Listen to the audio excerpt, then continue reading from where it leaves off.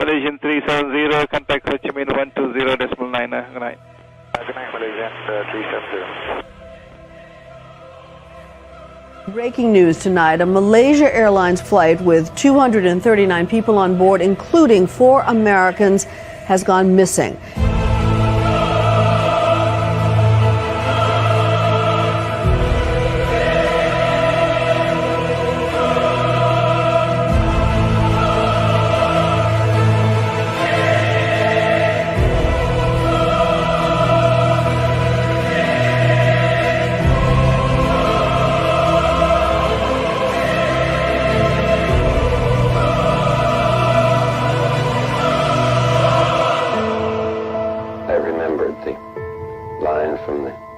Scripture, the Bhagavad Gita, Vishnu is trying to persuade the prince that he should do his duty, and to impress him takes on his multi-armed form and says, "Now I am become death, the destroyer of worlds."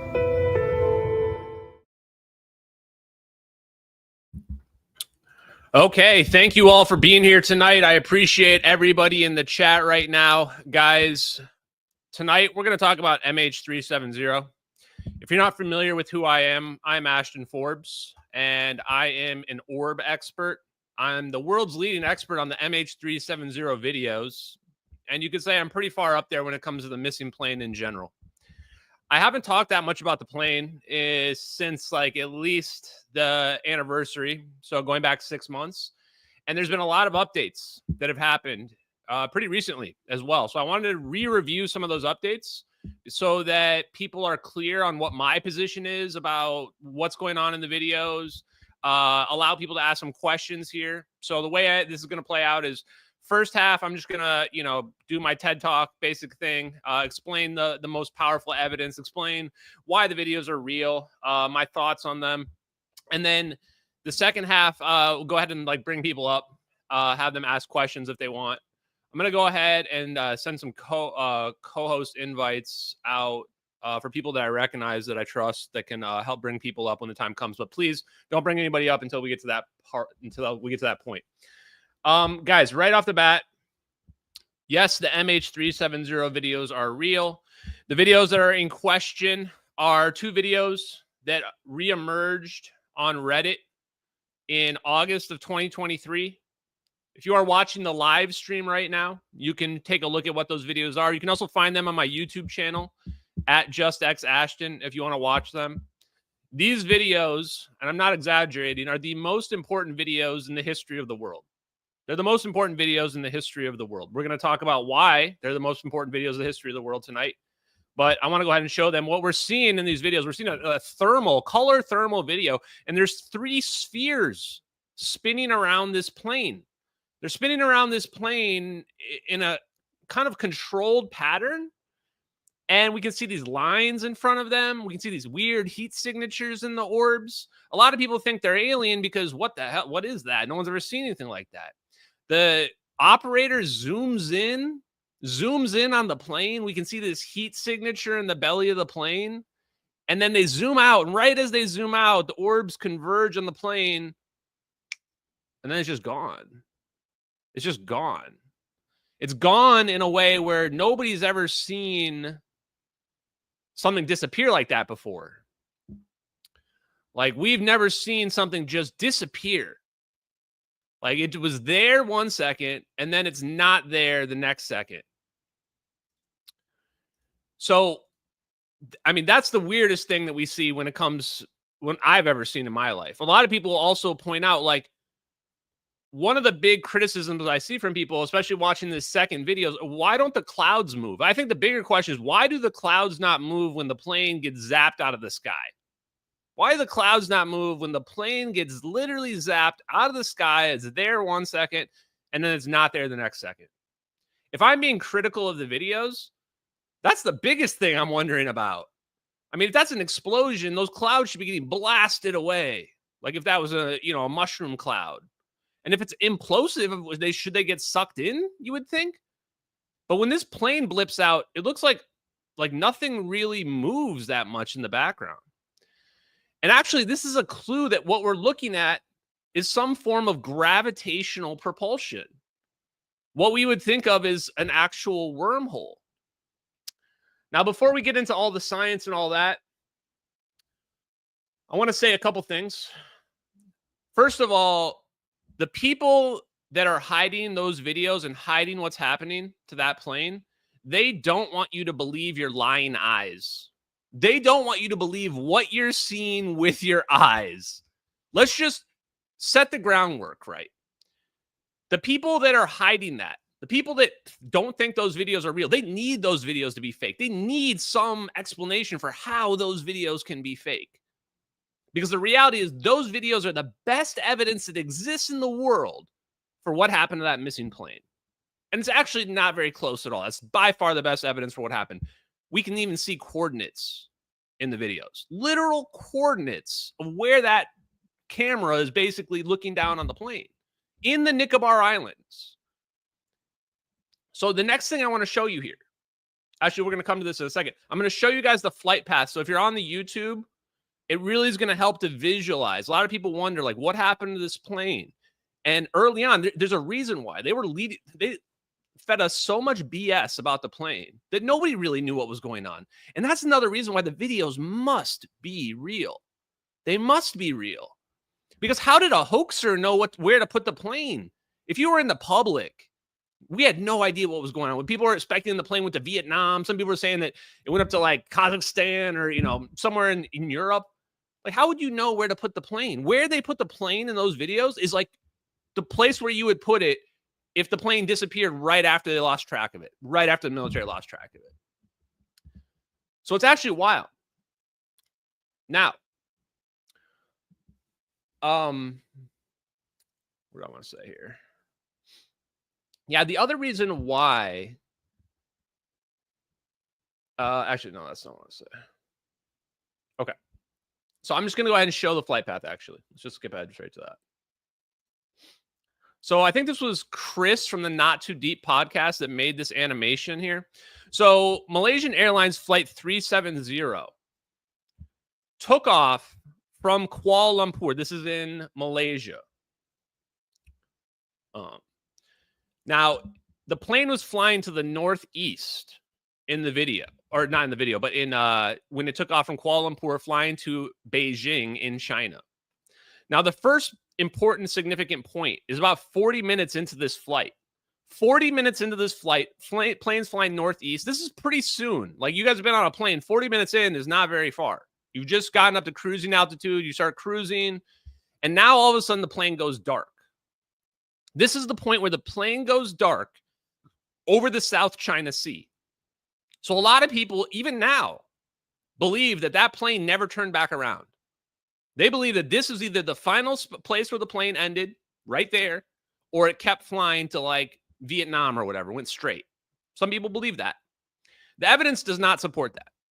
There's a witness named Mike McKay who saw the plane on fire for just a brief second, did not see it explode, did not see it crash, saw it on fire from an oil rig at about the maximum distance you could see it on a clear night.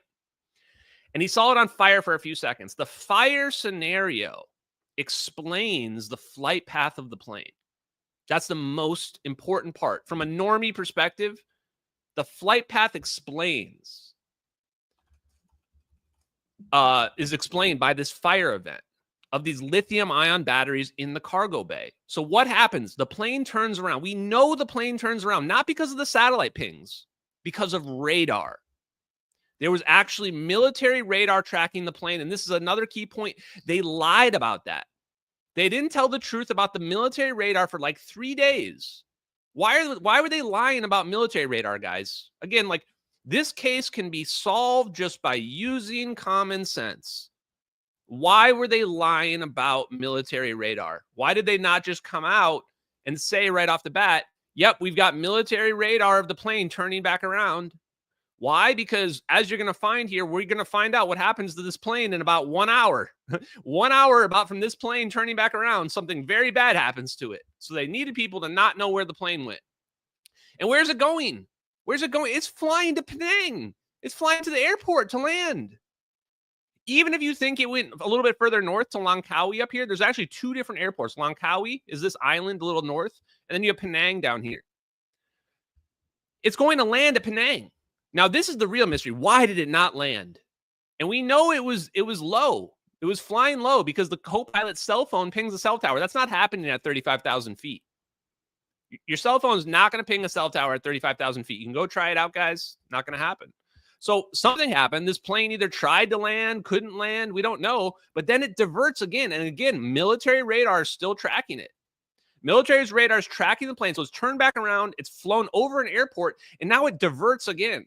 Now it changes course and begins to fly northwest through the Malacca Straits over the open ocean.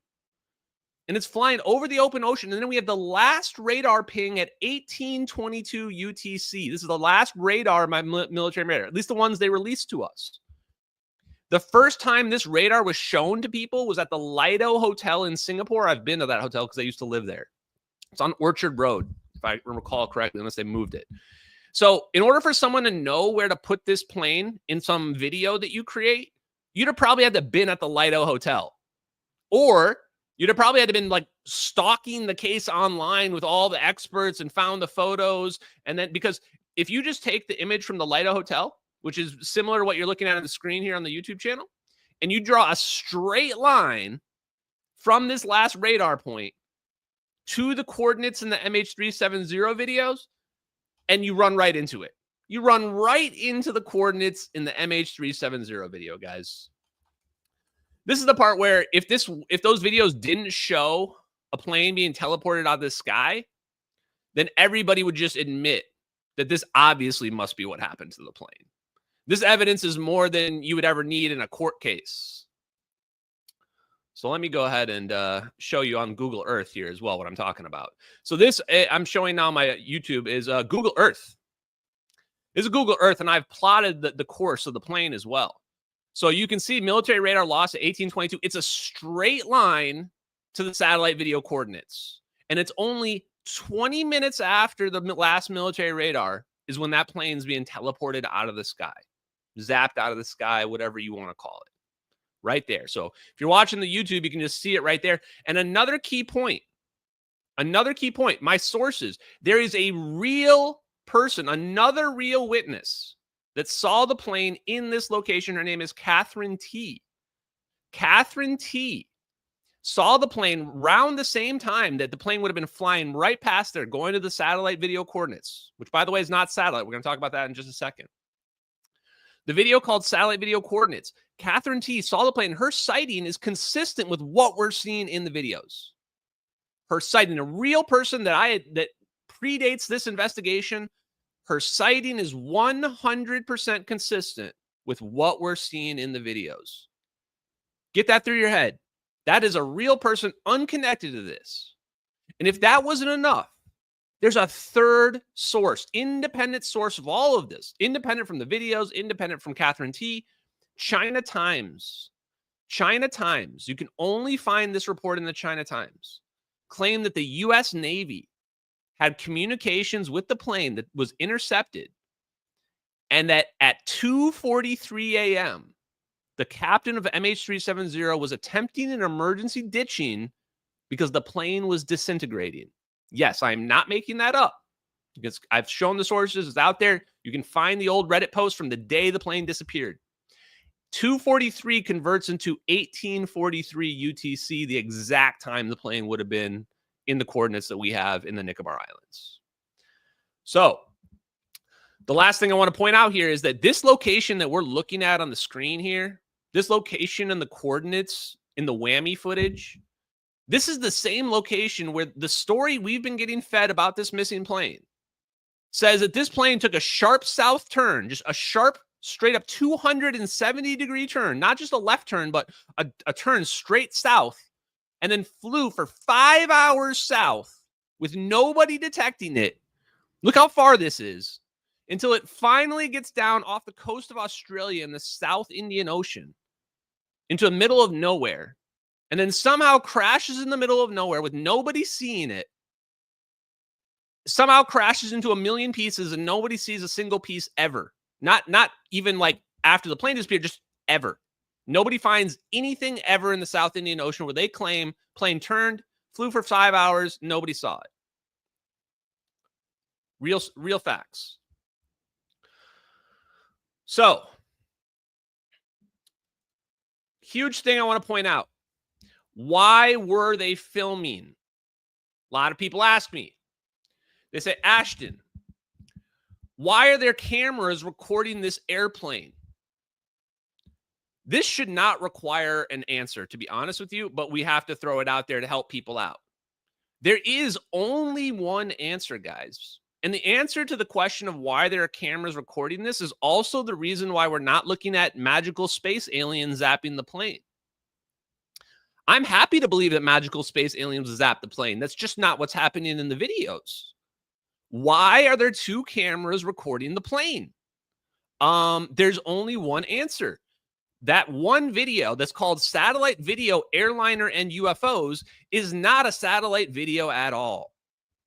It's called Wide Area Motion Imagery. What we're looking at exactly is Gorgon Stare Wide Area Motion Imagery. It's literally software. When people say that the WAMI is CGI, technically it's accurate because that is software. What's happening is that there are camera pods on a Reaper drone looking down under its wings, and it's taking photos, like 300 photos every fraction of a second. So I don't know, a lot of photos. And those photos are being beamed through a satellite, which is designated in the bottom left corner of the WAMI, says NROL 22. Those photos are being beamed through that satellite to ground-based computers. And those computers are rendering an entire video. They're rendering the Earth, anything that's flying over. Again, this is all public information. You can find everything about Gorgon Stare that corroborates everything I'm saying, including wide area motion imagery was made to look like satellite video. How crazy is that? It was actually made to look like satellite video. That's why it looks like satellite video. And that's also why, partially why, the clouds don't look like they're moving. Now, first of all, if you look at clouds for 5 seconds, pretty much anywhere when there's not a lot of wind, clouds don't look like they're moving in general. Now, of course, they are just moving very slowly. And the further you are away from it, the slower they look like they move. That's just called basic physics. But the other reason why they don't look like they move very much is because WAMI has parallax correction. Because again, this is a drone flying in the sky. And they need for the person who's dealing with the interface for it to look somewhat normal. Otherwise, everything's going to be tilted in the wrong direction. So they have this software that corrects for that. And one of the consequences of correcting for that is things look like they're a little bit more still than they are. So it being Gorgon Stare wide area motion imagery is huge, guys. That is bigger than finding out who the leaker of the videos is, identifying the asset that was recording the plane. Positive asset identification. There's no counter argument for it. I already had multiple sources corroborate it. Anybody who says otherwise is just living in denial. I have openly challenged anyone in the Air Force or anyone who has an Air Force source to corroborate or disprove the claim. So, also with the wide area motion imagery, when this was identified that it was wide area motion imagery, we found all of Sierra Nevada's corporation's content, including some videos they made. Some of them are pretty sketchy. They're not going to look good in as they age, I don't think. And when we called them up, I called them up, and then everybody called them up when they started hanging up on me, and we shut down their phone lines. We shut down their phone lines. This is true story, happened not that long ago. And also, what was I going to say? They deleted their webpage about Gorgon Stare WAMI. They deleted the webpage right as we shut down their phone lines, and they deleted it so fast that they couldn't even get the hyperlinks. Okay, so if you don't think that's Gorgon Stare wide area motion imagery we're looking at that video, go ahead and ask Sierra Nevada Corporation what they think about it. Guaranteed they're not going to respond. So next thing is what's happening in that video. So we have two camera angles recording that video. What that means is it's an operation. It's a United States covert operation. That's has to be what's going on. It can't be anything else. It literally must be that. So if you somehow believe that it's alien orbs because you need orbs to be alien for whatever reason, then the humans must be working with the aliens because that's an operation. 100%, no doubt. That's the only story that makes sense. Now, there's still a lot of wiggle room in there. I mean, operation for what? What reason? Why? Right? So I don't know all of those, but we'll speculate a little bit about that. But it must be an operation because we're recording that plane with 2 camera angles, and those drones that drone above must be there already. We don't have drones over every random location in the ocean doing wide area motion imagery. We had to have planned for that plane to be in that area at that time. Could not have responded between the 1 hour in which the plane went dark and by the time that we see the plane in this location in the video. Now, let me also address a couple of the debunks as well. I want to address the debunks. So there are 2 main debunks that get brought up the most. There are several other arguments that I don't think are even really worthy of addressing because they're just not very strong. But the ones I hear the most, we'll address those. But before I do that, I want to reiterate that I know the videos are 100% real. I know it's hard to believe. I get it. The videos are real. What that means is there is absolutely no way to debunk them. I go ahead and try to debunk them. In fact, I want people to debunk them, but I don't want people to debunk them with the lazy crap that they've been trying to do to date. I want people to actually try to debunk the videos, like actually try to come up with a story that makes sense for the videos to be fake. Why do I want people to do that? Because it's impossible. Because once again, the videos are real. The videos being real means that it is not possible to debunk them. There's no possible way to ever find any evidence that proves the video is fake. Not possible. Not possible. So that being said, again, that's a statement of fact. That's never going to change in this world, no matter what anybody ever says, no matter who they are, doesn't matter. That will always be true. That being said, when somebody says, oh, we found a stock asset that we've positively identified, quote unquote, as being in the video. Well, what does that mean? It means jack shit. That's what it means. It means absolutely nothing. No, you didn't. You did not find a stock asset that's in that video. You know how I know that? Because there's no stock assets in those videos. Those are real videos of a real operation that was conducted in real life on a real plane that's still missing right now. And I know they're real. So when you say you found a stock asset, what you really mean when you convert that into actual English is that somebody did a reverse image search on the videos. They found something that has a similar blast effect. And they said, somebody just modified this and made it match. That's what we did. Okay, well, that's a completely different argument than the argument that you found a matching stock effect. Now what you're claiming is someone was doing compositing on photos of fire. Because here's the problem. When you say someone modified pictures of fire, what exactly do you mean? The stock effect that people have been claiming matches the videos is not a CGI rendering. It's actual photos of real fire. How do I know that? Because we found the guy that made it. We found the guy that made it and found the original files. They're TIFF files. They're photos. So what, you're telling me someone was modifying photos of fire to turn it into something else? And when anyone tries to claim they did forensic, nobody's ever forensically debunked the videos. The number of frames in the stock effect is 7. The number of frames in the portal, the wormhole that we're seeing in the MH370 video is 4. There's not even the same number of frames. So you already have a big problem. Your stock effect literally can't match because you don't even have the basic requirements for it to match. It would have to be the same number of frames. That's requirement number 1. Then you can start talking to me about, oh, well, then we modified it to make it match when it doesn't. So, end of the day, does the stock effect match? No, it can't match. The videos are real. Stock effect in the 90s wasn't put into real videos of what was done to MH370. The second debunk, and these debunks are intentionally conflated because they have similar arguments. By the debunkers, they're intentionally conflated. Is the argument that there was cloud photos, that we're looking at cloud photos in the videos. Guys, cloud photos, we were just looking at wide area motion imagery with the screen moving around with a mouse cursor coming on it. We can see a plane moving through it with real aerodynamics, with orbs spinning around in 3 dimensions. You think that somebody took two-dimensional stock photos of clouds and made those two videos from them? It's literally not possible. Literally not possible. I was just watching War of the Worlds on Amazon, and it's so garbage, I can't even get through it. And you're telling me someone made the MH370 videos? Well, get them signed on with Amazon so they stop turning out absolute garbage. There is no chance in any universe that anyone could have made those videos. No way.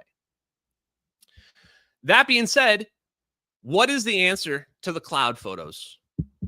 There's no question the clouds in those photos match. And these cloud photos, you can actually say what is the actual modification that was done. They're like, I think they're only stretched by like 35% or something like that. I don't know the exact modification on the clouds or whatever, but there's no question those clouds match. And here's the thing. Photos of clouds are real things, right? It's a real thing and it really matches. So what's the answer? How can there be cloud photos on the internet that have the same clouds that we're seeing in wide area motion imagery from Gorgon Stare? Oh, I know how. Gorgon Stare is taking photos all the time. So whoever was in charge of that operation and those assets, they found out about the leak and they planted the Gorgon Stare photos on the internet on an obscure website. And the only way this could work is if somebody, one of their plants, finds those, quote unquote, finds those photos, because no one knows where to look for the photos. So when I say that those videos are real and I say there's no possible way to disprove them, then those cloud photos are really scary, right? Because wait, if Ashton's not lying, then what's the explanation for how there could be cloud photos on some random textures website? There is only one answer, right? Those cloud photos must post-date the videos. So let's go to the facts. Let's go to the facts of the cloud photos on the website. What are the facts of the cloud photos? If you listen to the dishonest, and I say dishonest as in they're intentionally lying debunkers, they'll say those cloud photos come from 2012.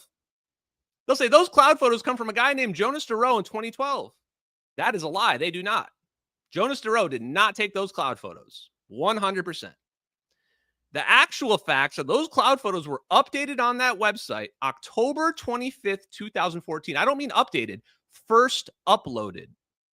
Those cloud photos were first uploaded on the Textures website October 25th, 2014, over 6 months after the plane disappeared. Over 6 months after the plane disappeared, 4 months after the videos were already uploaded on the internet. That's the facts. It's not a dispute. It's not an opinion. That's the first time those cloud photos were ever uploaded anywhere on the entire internet. Entire internet. And when I say entire internet, they hate that. You know why they hate that? Because when people hear the word entire internet, they go, then those cloud photos cannot have existed before that. Because the internet is a big place. For those, there not be any evidence of those cloud photos existing for years before that. Not one shred of evidence for those cloud photos existing anywhere on the internet. You're telling me those photos, you're trying to tell me a story. Those photos were on the internet for 2 years, over 2 years. And there's not one shred of evidence for it? None. No evidence at all. The best evidence they have is metadata from the guy that claims he took the photos, which we know he didn't take the photos. We know he's a liar. We know he didn't take those photos. Here's the best part. If you still think that like maybe I'm exaggerating the truth, absolutely not. The cloud photos that match the MH370 videos, they have a completely different number sequencing than the other photos of the guy, the photos that a guy actually took. This guy actually was on a plane in 2012 to Japan and actually took photos. The photos that we're talking about are from a completely different set. They not only do the number sequencing not match, like it goes from like 30, like IMG 30, IMG 40, and all of a sudden there's a gap. And then these photos appear out of nowhere, IMG 50 or whatever they are. You're like, wait, why is there a gap where all of a sudden these photos that you're trying to tell me are from this other set? Why aren't they sequential anymore? Especially because you're trying to tell me they were took within seconds of the other photos. So you're saying those photos were taken seconds of the other photos, but the numbering's not sequential? That's weird. You know what's also weird? Those photos were never grouped together. on the website or anywhere. Wait, but you're telling me I took a bunch of photos from a trip to Japan, but you separated out just the MH370 photos into a completely different folder, and they've never been grouped with the other photos before? Yeah. So, factually speaking, CIA apparently plants photos on the internet when their footage leaks. The U.S. government, CIA, whoever's responsible, they plant stuff on the internet to try to debunk it. That's what they do. And it's not even that unbelievable to think that. Like, oh, of course they would do that. That's literally what I would do. If it turned out that my surveillance footage leaked on the internet, yes, of course I'm going to go ahead and try to discredit it in any way I can. Now, there's another piece of evidence that is recent that I want to discuss. So those are the debunks. There's a couple other debunks out there, but they don't hold weight. I think the jittery contrails debunk, Mick West just literally invented a fake debunk. And it's really sad because he did stabilization to the video. He like literally edited the video. And then after he edited it, he claimed that there's like artifacts or whatever in it. Like, dude, yeah, because you edited it. You can like, come on now, guys. Like that's just how dishonest these people are. It's a little bit scary that he couldn't even own up to like something that silly. And then when people corrected Mick West, like multiple people, even debunkers were correcting him. Even his own debunkers were correcting him, saying that like, no, it's because of the way like the colors don't match in the background, and this causes this weird stabilization, like one frame or whatever. And he didn't want to believe it, you know. So some people are going to go down with the ship. You can't do much about it, guys. Okay. So where did the plane go? What did they do to it? Before I answer that, I think we need to put in context, why are people so afraid to talk to me? Right? If these were fake videos, everybody would be talking. People would be lining up to dunk on me. And they would be lining up to dunk on me. Everybody would want to dunk on me. Everyone would be like, let's make fun of the orb guy. He's an idiot that believes those videos are fake. In fact, if those videos were fake, it would be easy to prove the videos were fake. It would be easy. People wouldn't have to go through all these hoops to try to convince people that these photos made them. You would just be able to tell from the glance those videos were fake. It's kind of like Einstein, where Einstein said, well, like hundreds of people or whatever, 100 people thought like, you know, that his general relativity didn't make any sense. And he said, if I was wrong, it would only take one. And this is why you'll hear a lot of these people in the comments or the replies, they'll say, this has been debunked so many times, as if like the quantity of garbage shit somehow makes it more valuable. You know, at the end of the day, if your crap is worth nothing, having a whole bunch of crap still worth nothing. Sad to say. Garbage in, garbage out. So national security is the reason why those videos are being kept secret, right? Even if we didn't have the magical orbs teleporting the plane, and I'm just calling them magical because let's be honest, that's not off the streets. That's not street legal, those orbs, right? Even if that wasn't going on, that would still be a national security concern. Why? Because that's the United States government running an operation seemingly against a civilian airliner. Like, if we just boil that down, it's the United States government running an operation against a civilian airliner. Think about that, guys. Like, how are you going to justify that? What are you even going to say? Like, oh, yes, we had to target this civilian airliner. I mean, I don't even know what excuse you could come up with. You're not going to be able to sell that, like, oh, we were trying to save it with the orbs. Guys, you know how our conspiracy theory people are. No one's going to believe that. So they don't have anything that they can say. So assuming we're looking at national security, though, and assuming that this is an operation, because why are they filming? They're filming because they're running an operation. Like Obama is watching that. The Joint Chiefs of Staff are watching that. You guys get that? Like the highest level people are watching that stuff. And they can't justify it. And that means that what we're looking at is some kind of weapon. I mean, you can call it whatever you want to call it, honestly. I mean, end of the day, it's a weapon. It's something being used for military. It's being used in covert operations. It's a weapon. Maybe it has multiple purposes, but it's a weapon. So what we're talking about is related to national security. We can't pretend like it's not. Although I will. If they try to lock me up, I'm going to say I have plausible deniability until they hit me up and tell me that I can't talk about it anymore. Until that day comes, which I don't think it will. So where did the plane go? Now, there's two theories, in my opinion, for what happened to the plane. One is annihilation. The plane is getting annihilated out of the sky. It's there, and then it's not there, and they did some antimatter stuff to it, and antimatter reacts to matter and cancels itself out. That would be the theory for it to be annihilated. Okay. That doesn't hold up when I've researched the physics, researched the science as much as I have. The one thing that is consistent is conservation laws. It turns out for free energy and all this other stuff, we don't even have to work against the laws of conservation. The laws of conservation work in our favor when it comes to free energy, teleportation, etc.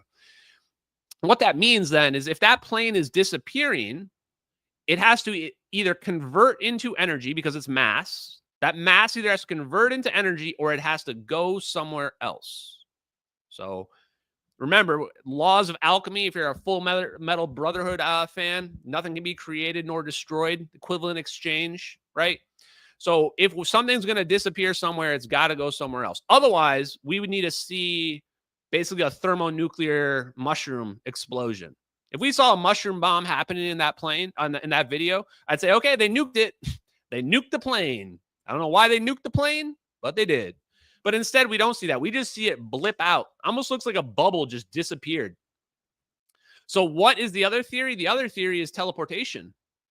Literal teleportation. We're going to say the word. It's kind of taboo because people think that it's science fiction. They think it's magical stuff. But actually, there's a huge amount of science supporting the idea of a wormhole in teleportation. So to keep the teleportation side of it short, I'm just going to say John Kramer, transactional exchange of information is how he theorizes quantum mechanics works. So essentially what this would mean is that the type of teleportation that they're actually pulling off requires an endpoint and requires a beginning point. So it would work similar to what we would expect like a warp gate maybe in the sci-fi shows to work, where you have to have some kind of destination that is pulling it towards. So just think in terms of electromagnetism, attraction, and repulsion. If you are pulling yourself out of space-time, you're getting attracted to the location, the most positively, attractive location. The other thing is that the way the orbs spin around the plane clearly has purpose. It has purpose. You can tell if you were going to annihilate a plane with a bomb or a missile, you just shoot the missile at the thing and then it explodes when it hits it. But that's not what happens with the orbs. The orbs lock in, form a triangle formation, and then they start dancing around the plane.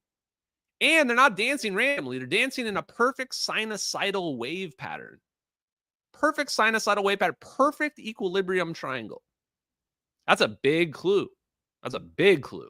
And then what do? Right before they zap that plane, they change their orientation. They go from spinning in a sphere around the plane to going perfectly vertical, and then spinning counterclockwise around the plane. It's crazy because this actually indicates the vector of travel of the plane. Yes, we can potentially actually figure out where the plane went. That's the crazy part. People always ask me, Ashton, where did the plane go? Where did the plane go? That plane had to go west. It had to go west because the orbs are spinning counterclockwise. If I use the right-hand rule in electrical engineering, that means the plane's going backwards. And the crazy part is you can actually see the tail of the plane sticking out of the color FLIR video. And it looks like it's a little bit further back from where it was in the frame right before that. So it actually looks like the plane's getting pulled backward in the video too. But here's the biggest kicker. When I bring the videos up, a lot of people, you'll see the replies too right now, will go, but we found 20 pieces of the plane. That proves the plane crashed in the South Indian Ocean. This is actually just programming. That's brainwashing. Anybody that says that has 100% been brainwashed. Why? Where do you think they found those pieces of debris? Where do you think the South Indian Ocean is? That's like me saying, hey, we know the plane crashed in New York. We found debris in California. What? What are you talking about, dude? Do you know how far away California is from New York? Like, it's actually insane that people don't do any thinking, no critical thinking whatsoever. None. I'm not exaggerating. Zero critical thinking. They just go, we found 20 pieces of the plane. Nobody asks where. Nobody asks where in correspondence where they're searching for the plane. It's physically not even possible. 100% not possible. Anyone who disagrees, let's have a debate about it. I've got the math all lined up. Physically not possible for that debris to be getting to mainland Africa in like a little over a year. They actually even did debris. Now, this is the craziest part. They did drift analysis. They threw stuff in the water to see how far it would drift. And you know how far it drifted? You can have AI pull all the results from the internet and have it extrapolate out the data. No piece of debris drifted more than 2 kilometers over a 24-hour period. None in any of the tests they did. In order to get to Africa, it would have to drift 7 kilometers every single day for over 500 days straight, all in the same direction, because if it goes in the other direction, now you have to make up that time. And every single piece of debris was found in Africa, every single one. No pieces of debris were found in Australia, which is where we would have expected the debris to wash ashore. We would actually expected all the debris to wash ashore in Australia, if they were correct about the location of the plane crashing. Now, this is the dumbest part. This shouldn't be controversial. None of this should be controversial. We searched in the South Indian Ocean for 11 years, including this last summer. They just got finished searching like 4 months ago. Go check the MH370 Reddit. It's the last post. The subreddit's been dead since then. And they found nothing again. They found nothing again. And they were sure they were going to find it. Go look at all the posts of the people claiming to know exactly where the plane is. It's in this mysterious pit down here in this one part of the South Arc. People were getting viral off of it, going mainstream. It turned out it was all bullshit. Did I crash? I think I crashed in the X space. Have you got? Okay.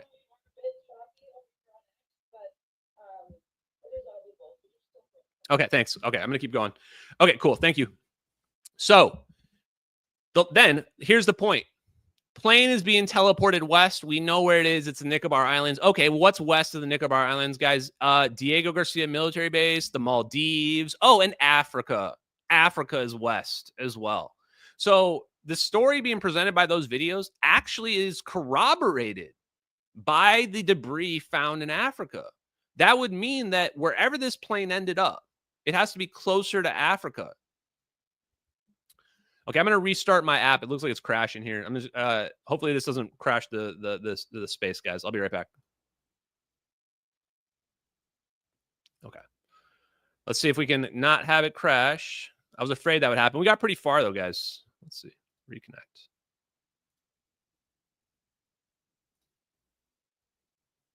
Okay, we're back. Here we go. Okay. So, next thing I want to discuss real quick is the science. What is the science behind the videos? A lot of people ask me. They say, Ashton, how do I get involved? How do I learn about this science that's going on in these videos? Like, where do I start when trying to learn about this? And I want to say that I am a normal person. I'm a regular guy. Nobody should put me on a pedestal ever. Even if this comes out to be real, I don't want people going, well, Ashton must know the answer to all these things. If you do that, guys, I will burn that pedestal to the ground. I'm a regular guy. Anybody could have figured this out. I 100% believe that. So where do you want to start? You want to start with the Defense Intelligence Reference Documents, the DIRDs. I didn't even know what these scientific papers were until November of 2023. That's like 3 months after I had already been talking about the videos. And then I see this guy, Sean Cahill, a clip. Somebody asked him about the videos. And he's going, well, if those videos are fake, somebody must know a lot about the DIRDs. And I'm going, what the hell is the DIRDs? Is this more lore I have to learn about the UFO community or something? Turns out it's the most important scientific papers in the history of humanity. Like, I'm not even exaggerating. There's Hal Puthoff is the person that had those DIRDs commissioned. These 38 scientific papers, had them commissioned or got them commissioned by the Defense Intelligence Agency through him to all these black project engineers. One of these scientists is a literal project paperclip scientist that has a bunch of research on inertial confinement fusion. He wrote at least one, maybe two of those DIRDs. Just to give you a context of who wrote them.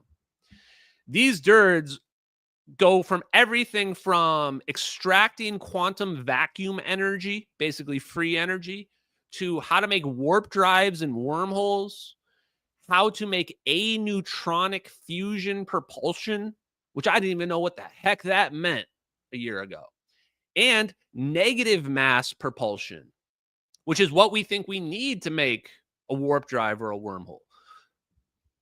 Hal Puthoff even told Joe Rogan, and he said this multiple times, that these papers were the most popular papers on the Pentagon's classified air gap server, or wherever they keep their secret scientific papers that, talk about orbs and all kinds of stuff like that.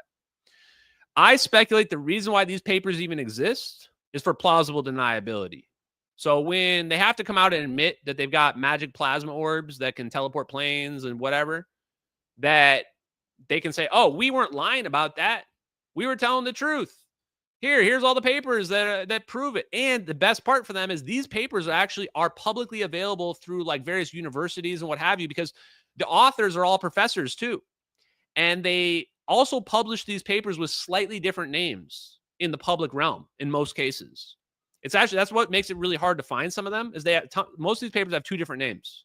One is the name they were published with in the DIRD that you see in the pill. And then another is the one that they were published with in the public realm. But they're all out there. So that gives them plausible deniability. Okay. Now, who made these orbs? I think this is the last thing I'm going to get into before we start going to questions. I may have one more topic or so. Who made these orbs? Who made these? How are they doing this? If you read the paper about neutronic fusion propulsion, this all goes back to nukes and it goes back to fusion. So thermonuclear weapons are both an A bomb and an H bomb combined. That means they're a fission bomb and they're a fusion bomb combined. That's what a thermonuclear weapon is. And for a long time, they've been trying to figure out something called aneutronic fusion. Is that in a fusion reaction, like I think it's 1 to 2/3 of the energy comes off as heat, neutrons. So heat is cool, right? We can boil water, make steam, and then that steam can spit a turbine, and we can use that to generate electricity. Nuclear power, pretty sweet. But you know what's sweeter than that? Is if we could convert energy directly into electricity without it becoming heat first. That's the idea behind aneutronic fusion. This idea of directed energy conversion. And if that just sounds dope as hell, well, it is. Sounds dope as hell to me too. And basically, there's certain kinds of fusion reactions that are aneutronic. But the downside is they require much higher temperatures, much higher pressures than easier hot fusion does, neutronic fusion does. But if you've solved fusion entirely, then you don't care. Like, okay, it takes more pressure. That's not a problem. We've solved how to do fusion. We can do aneutronic fusion. So they figured out direct energy conversion. That's one of the things I want to bring up. How do they figure this out? Field reverse configuration. I've actually found old papers going back to nukes that talk about using field reverse configuration. They actually use a different terminology, but the same concept. It's called FRCs. There's also an idea of a dense plasma focus, which is basically a Z-pinch. So there's two main ways. And here's the trick about fusion. If you dig into fusion, you're going to find that we're trying to confine this plasma, and we can use the magnetic fields of the plasma itself to confine it. But what happens is the plasma always wants to escape. So imagine we're confining this plasma in a little sun, just like our sun. But if you look up at our sun, we see these magnetic field lines ripping out from it all the time. And those magnetic field lines twist and they break and then they reconnect, magnetic reconnection. So how do we prevent that from happening with our plasma? How do we make our sun stable? Well, one thing we can do is we can get a very high beta value, very high magnetic field. And that's what they do with field reverse configuration. It goes from 5 to 10% beta value to almost 100%, well above 90%. So to give you some context of how they do that, beta value is what you want to be listening for when they're talking about fusion. What's your beta value? Oh, 5 or 10%? One of the scientific papers I looked at said we might be able to achieve stabilization of plasma with a beta value of just 10%, 0.1. But you're telling me we have 90 to 100%?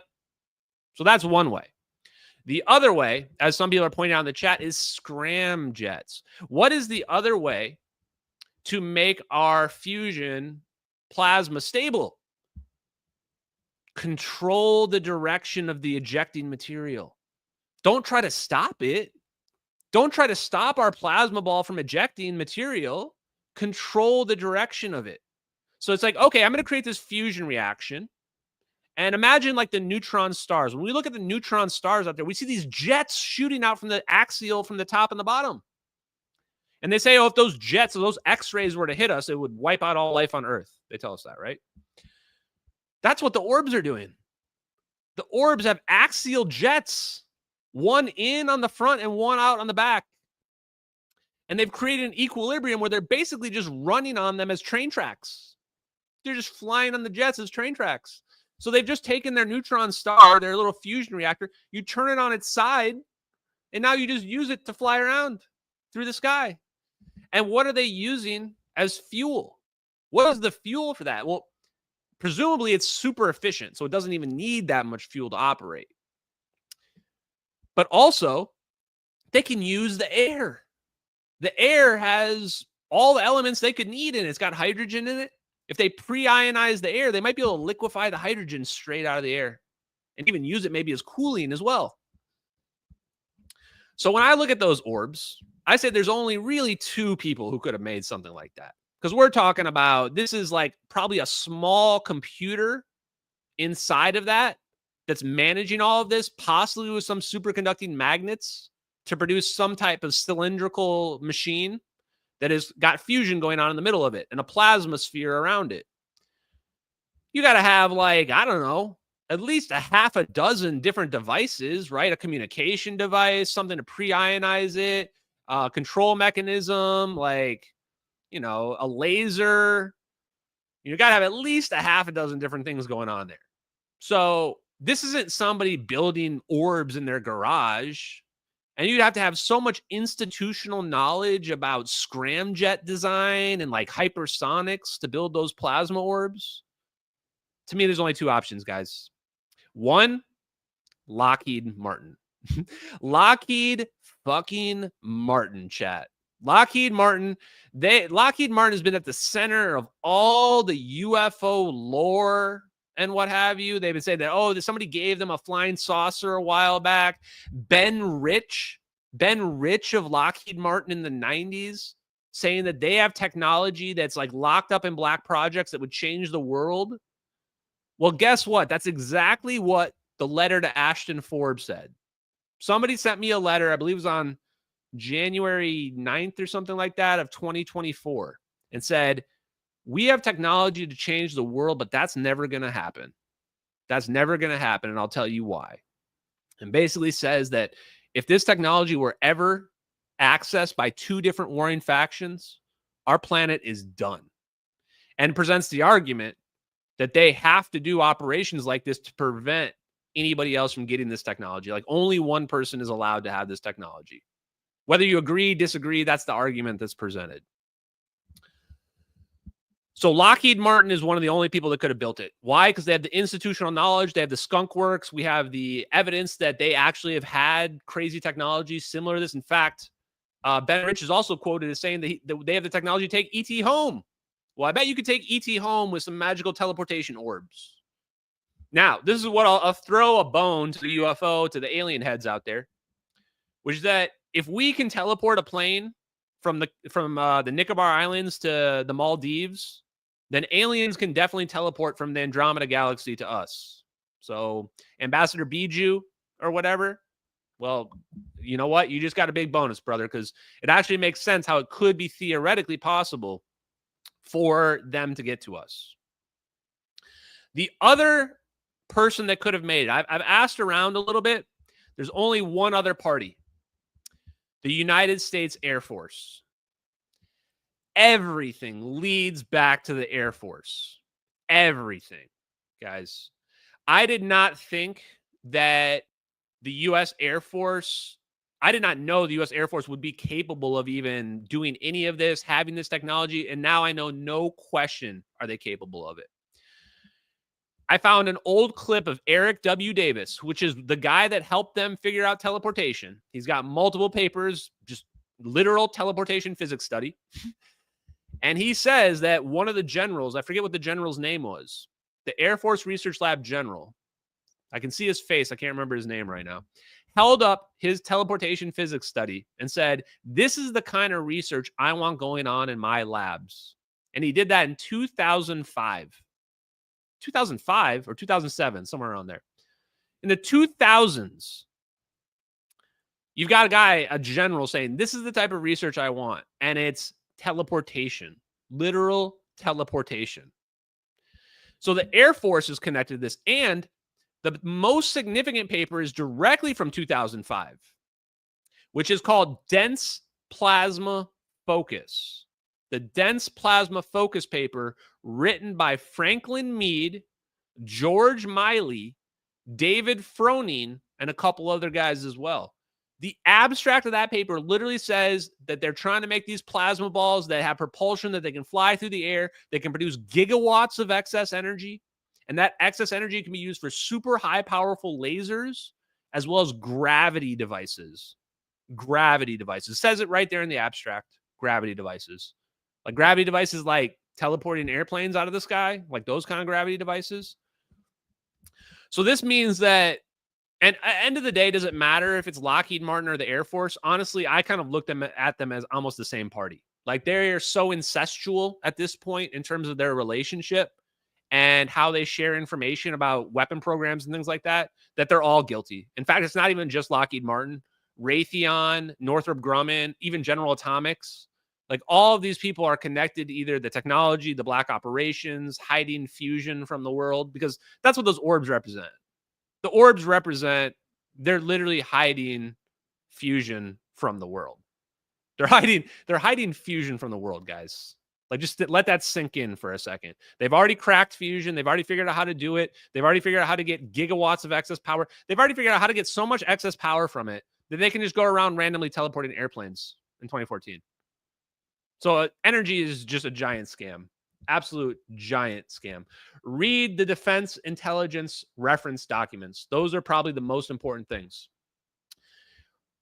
Who leaked the videos?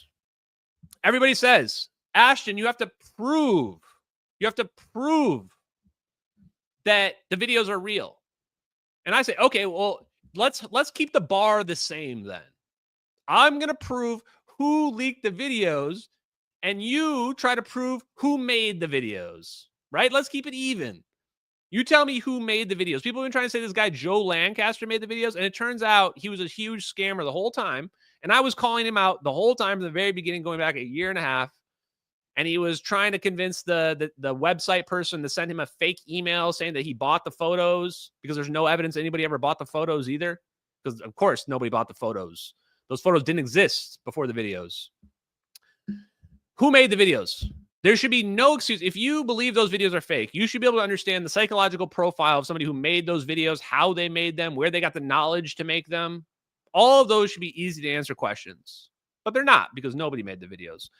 Edward C. Lin leaked those videos. How can I be so confident? There's 7 billion people on this planet, and I've identified the one guy that leaked the MH370 videos. Why? Because it's not even that hard, guys. Once you know those videos are real, or even suspect the videos are real, it's just called old-fashioned journalism. Literally, like, Google, give me a list of all people charged with espionage. And then you find out, oh, it's like by service. Okay, start with the Marines. Okay, go down the list. Well, it's not even that many. Literally not even that many. If you look at it, it's only like, I don't know, a dozen. So like, okay, start with the Marines. Go to the Army. Okay, go to the Navy. And once I hit the Navy, there he was. I mean, when I started looking at the articles about Edward Lynn, I think I knew within a minute. The moment I saw the one that said the strange case of Lieutenant Commander Edward Lynn, I started getting goosebumps. Because why would there be some crazy weird case of some guy and his timeline perfectly overlaps with the videos? You're like, who are you looking for? Guys, just like the movies, like, who am I looking for? Somebody that was charged with espionage that overlaps those videos being leaked. And there he is. A guy nobody's ever heard of. No one's ever heard of him before. Lieutenant Commander Edward Lynn, charged with espionage. Seems like a nice guy, a weirdest situation ever. Seems like a super nice guy. His family has set up a website in his defense saying that, like, the media is misleading people about the case. Why would they do that? If he was a spy, would the family be making websites to, like, support him and say how the military is lying? What did Edward Lynn leak that triggered a national security alert to the Joint Chiefs of Staff? That's what I would ask you guys. What did Edward Lynn leak that triggered a national security alert to the Joint Chiefs of Staff? I mean, I'm pretty sure that it has to be pretty damn serious if it's going up that high. It's not going to be he was doing pillow talk with a prostitute, guys. Pillow talk with a prostitute is not something you're going to be able to prove in court, okay? You need physical documents. You need files. You need something serious to pull that off. Edward Lynn had experience in signals intelligence. I spoke to a source at the VPU-2. I actually got in touch with somebody that worked at the VPU-2 Wizards with Edward Lynn. He was in the secret spy plane program. Turns out these guys actually sit behind the computer a lot. They could be aviators, but they also can be computer guys. And they told me, no question, Edward Lynn would have had access to that level of footage. They had to be careful about what they say, you know, because nobody wants to go to prison forever. But they said Edward Lynn would have had access to that. I was pretty clear about it. They also thought it seemed plausible that my theory that, like, that footage was somewhere where it probably shouldn't have been, like it got, you know, segmented in the wrong location or something like that. That also could have been it.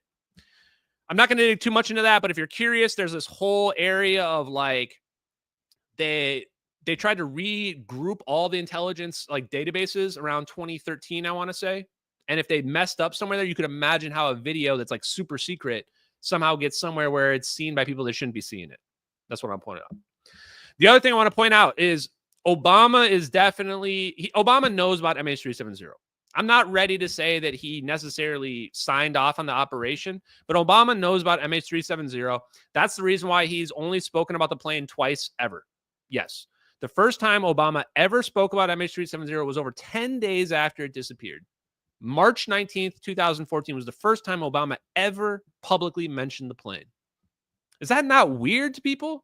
How many weird things do I have to point out before people realize clearly there was a cover-up?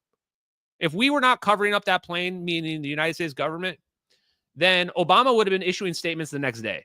He had been going, we stand with our Malaysian brothers to figure out what happened to Philip Wood, the American passenger, and the 3 other American children who were on board that plane. And we're going to spare no expense to figure out exactly what happened to that. And we would have solved it. Guys, we would have solved it if we wanted to. You don't think the United States military can figure out what happened to a Boeing 777 that was flying rogue for 8 hours, according to the fake story? Are you out of your minds? It wasn't the Stone Ages in 2014. Of course, the United States government knew exactly where that plane was going. That's the craziest part to me, is when people say the videos are fake, like, do you think the U.S. government doesn't know what happened to that plane?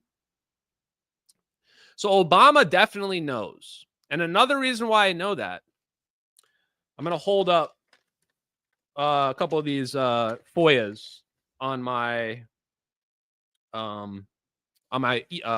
live stream here. I have, how many FOIAs do I have? I think I have 20 rejected FOIAs. Some of them have been rejected because there is no evidence that they will have, but most of them are rejected for the following reason, which is to be kept secret in the interest of national defense under FOIA exemption 13526. I've gotten very familiar with this FOIA exemption. FOIA exemption 13526 is the one to be kept secret in the interest of national defense or foreign policy. There's a number of subsections related to it that all basically boil down to covert action, or otherwise surveillance methods and apparatus, or I think are the two main sub reasons why they're on there. So just to give you some example of what are these things that they're rejecting, this is what they're rejecting for national security. You ready? The transcript of the distress communication from Malaysian Airlines Flight 370 received by the U.S. Navy intelligence listening station VTBU Rayong in Thailand at U Tai Pao on March 7, 2014 at 1843 UTC. Some people tell me I'm not specific enough in my FOIA requests. Is that specific enough for you, chat? I think that's plenty specific enough. That actually is the distress communication that I was talking about previously in the Nicobar Islands from the China Times. That's what I was FOIA in there. And that's the CIA responding back saying they can neither confirm nor deny the existence or non-existence of those records under Executive Order 13526. I'm not going to read all these. I have a stack of them over here. Several stacks from the CIA, from the Navy. They rejected all my FOIA requests into Edward Lin as well. Because, I mean, if Edward Lin leaked those videos, all I need is his case. Give me his case files and I'll prove it easily. They won't give me that either. Of course they won't. I even asked for all information related to a Boeing 777 fire suppression bottle that washed ashore in the Maldives. Now, little known fact, a Boeing 777 fire suppression bottle washed ashore in the Maldives. It has serial numbers on it. Everybody refused to look into it. Just got dismissed. It's clearly a Boeing 777 fire suppression bottle. They're extremely unique looking, but they look like a little bomb. And it had to be empty. It had to be empty because otherwise it would have sank to the bottom. The only way it's made out of metal. The only way it can float is if it's empty. So I said all documentation related to a Boeing 777 fire suppression bottle that washed ashore in the Maldives on March 25th, 2014. I even have the exact date that it washed ashore in the Maldives. Once again, the CIA can neither confirm nor deny the existence or non-existence of the records under Executive Order 13526. So what I tell you guys is the United States knows exactly what happened to that plane. They know exactly what happened to that plane, and they have been covering it up, and Obama knows, and so do a lot of other people in the intelligence community. And not just that, people in the Air Force too. People in the Air Force also know, because that's wide area motion imagery. That's Gorgon Stare. In fact, everything about those videos screams Air Force. The orbs could be made by the Air Force, but I'm suspecting Loheed Martin. The drones are MQ-9 Reapers. We can even see the MQ-9 Reaper in the Color FLIR video. We can see the MQ-9 Reaper. We can see his nose. In fact, the reason why we know the other one is an MQ-9 is because back in 2014, Gorgon Stare was almost brand new. And it was basically only being flown underneath MQ-9 Reapers. In fact, the only photos of the Gorgon Stare back from that time are under MQ-9 Reapers. So there's two MQ-9 Reapers. MQ-9 Reapers are basically managed by the Air Force. So we have Air Force Gorgon Stare, we have Air Force MQ-9 Reapers, and we might have Air Force dense plasma focus magical plasma balls. So honestly, everything's pointing to the Air Force. Now, this is the part where if you may know more about this next part than I do, but it turns out that when you look into joint operations and things like this, you have SOCOM, which is special forces, like SEAL Team 6, stuff like that, which we know about. But there's also something called JSOC. And apparently, like the CIA can select people from these special forces, like people they really trust, to do operations like this. I think they call it going through the green door assignments. You're like basically never allowed to talk about it. You can't put it on your resume. But if you tell people that like you did one of these things, then they know, like it's like having a secret handshake, like in a fraternity, pretty much. So the people that also know, not just Obama, but I mean, John Brennan, James Clapper, Avril Haines was in the administration when this happened as well. Then when we start talking about military members, the two that I'm sure about are General Vodal, who's now with Sierra Nevada Corporation as an advisor, and Admiral William McRaven. Admiral William McRaven is now with Palantir. Because those two guys were the commanders of SOCOM and JSOC at the time when the MH370 operation was being conducted. So they would have to know. I mean, if you're the commander of special forces and we're running a special operation, then you basically have to know because it's your guys that are going to do the operation. So people should ask those people their opinions about the videos because they literally ran the operation and they're very familiar with those videos. I'm sure they're very familiar with them because they were probably watching those videos in real time. And then they probably freaked out when they saw them on the internet. I imagine they freaked out like crazy. Okay, let me just make sure I got through everything, guys, that I wanted to touch upon there. That was the speed running of the MH370 incident. Oh, people are going to ask me what I think happened to the people. You're going to say, Ashton, what do you think happened to the people? Well, I think all those people are dead. I think that the fire on board the plane is probably what took them out. But I'm also not feeling too confident about the zap and people surviving that either because of things like the Philadelphia experiment. But what I will say is this, is that technology that we're seeing on those videos, I don't think that's new. When I started to research that, connecting it to nukes, it looks like it's connected to fusion bombs. Now, I don't know if that's a clean fusion bomb that we're looking at or some offshoot, but I believe it's based on the same principles as thermonuclear explosions, which if you guys check into it, research it, you'll find it's all about geometry. It's all about plasmas and geometry. So once again, this is one of those things where like if the videos were fake, then when I go look into nukes, which I'd never looked into in my whole life, the last thing I would expect is to find out it's all about geometry and figuring out how to make magnetized plasmas that can ignite a fusion bomb. That's literally what it's all about. And I'm going, wait a minute, but I'm looking at magnetized plasmas spinning around an airplane loaded with lithium, which, by the way, is one of the thermonuclear fuels, lithium-6 and lithium-7. And they're converging on the plane and zapping out of the sky. So right now, my working theory is that this is a polyhedral spinning wormhole. That is the conceptual understanding of it. When we're talking about the physical mechanism for what's happening, that's a different explanation. So when I say concept, I mean a wormhole is a point that connects 2 points in space and time. That's a concept. That's not how you explain the physical mechanism for how it operates. So the spinning aspect of it actually adds centrifugal force, which may allow for lower negative energy requirements in wormholes. And the polyhedral aspect of it means it's like a shape. So you can imagine, like, you can see the triangle shape of the orbs, but imagine they're connected to another point. That would create a shape, right? It would create a shape in space-time. Now, when you have this triangle shape, it's making a face. It's making a flat face. The triangle makes a flat face. It turns out flat-faced wormholes also minimize the negative energy requirement. And the idea, again, the concept is like cut and paste, like cutting a point out over here and then pasting it somewhere else. That's the concept of the flat-faced wormhole. So I believe we're looking at a spinning polyhedral wormhole. And there is a thermonuclear device that goes by the same name, polyhedral configuration for a thermonuclear device, which I just think is pretty interesting.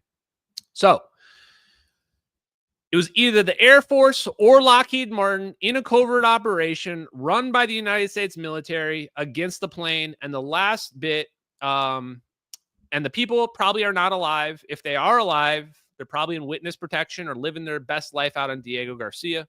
The last bit is why. Why are we targeting the civilian airliner? The only story that makes sense to me for this, because I believe that the government is evil, and I believe they do evil things, because I believe people can be evil. But I don't think that they're just randomly targeting this plane. I think there's another angle, another aspect to it. And the aspect and angle that I believe is China. China is the reason why they're targeting this plane. They're targeting this plane because this plane has 20 semiconductor engineers on it. That's microchips. For the people who are not familiar with semiconductors, you have 20 microchip engineers. 8 of them are Chinese, and they all work for an American defense contractor. You have 20 engineers that work for an American defense contractor making advanced microchips all on this airplane. That's a lot of people, man. 20 people? That's like 10% of the plane. 10% of the plane is filled up with people from one company. So if you look at it again, now if you go back and look at the flight path, look at everything we discussed, all the technology, look at it from the big picture. What are we seeing here? What we're seeing here is an espionage event. We're seeing maybe counter espionage. Like China was either going to black bag these people when they landed, or they were going to divert the plane somewhere else, and then they were going to steal these people, or they had some leverage over these people. They were going to make them tell their secrets or something. And the United States knew about it. They knew about it. They had the CIA. We have our quantum listening stuff. You know, the China thinks that we can't, hack their communications, and we're listening to everything they're saying, right? So we knew that this whole thing was going to go down. And because the CIA is evil as shit, you'd say, well, Ashton, couldn't they have just like black bagged these people beforehand? Couldn't they have stopped this whole thing from happening? Yeah. Yes, exactly. Yes, they could have, and they didn't. They could have done a million other things other than what we see in the videos, but they chose to do what we see here. That's the sickest part about the whole thing. People ask, like, why do people go on mass shooting sprees? Why do people do all this crazy stuff that nobody can rationalize?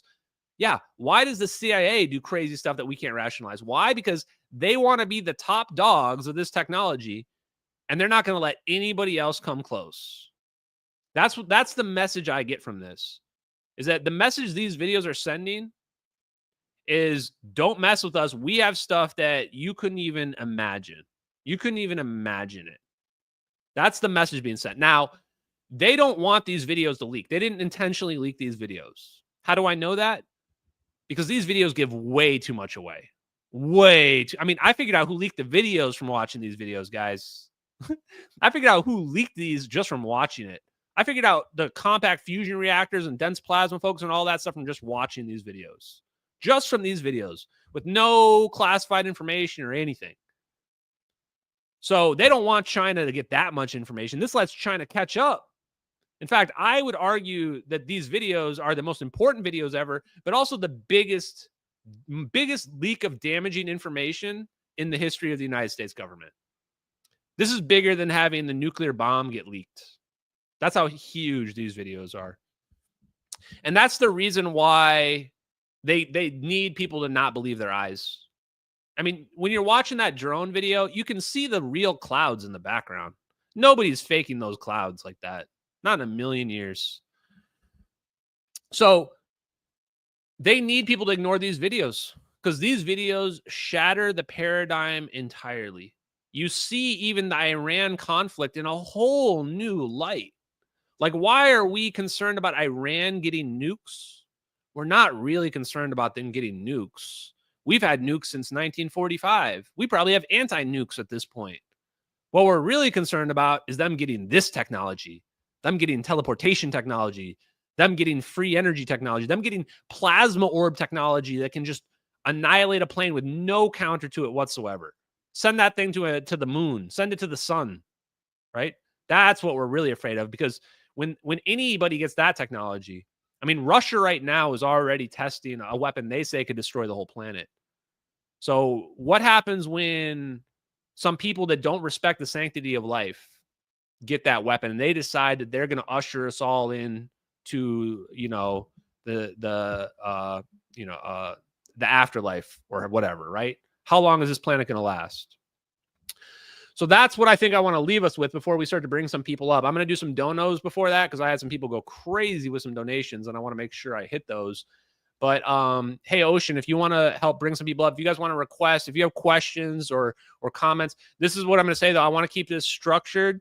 So I am going to cut people off if they start rambling or start telling stories. This is not the time for you to go off on your soapbox. This is not the time for you to tell your fun little story. Keep it on context. Keep it related to the content here. Or just ask a question, however you want to do it.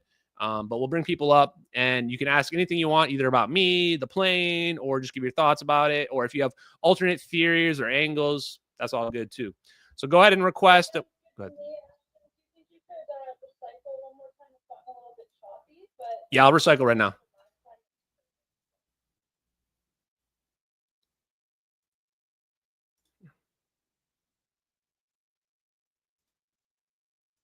Okay, let's see. Okay. Hopefully that didn't just crash the space. We'll see.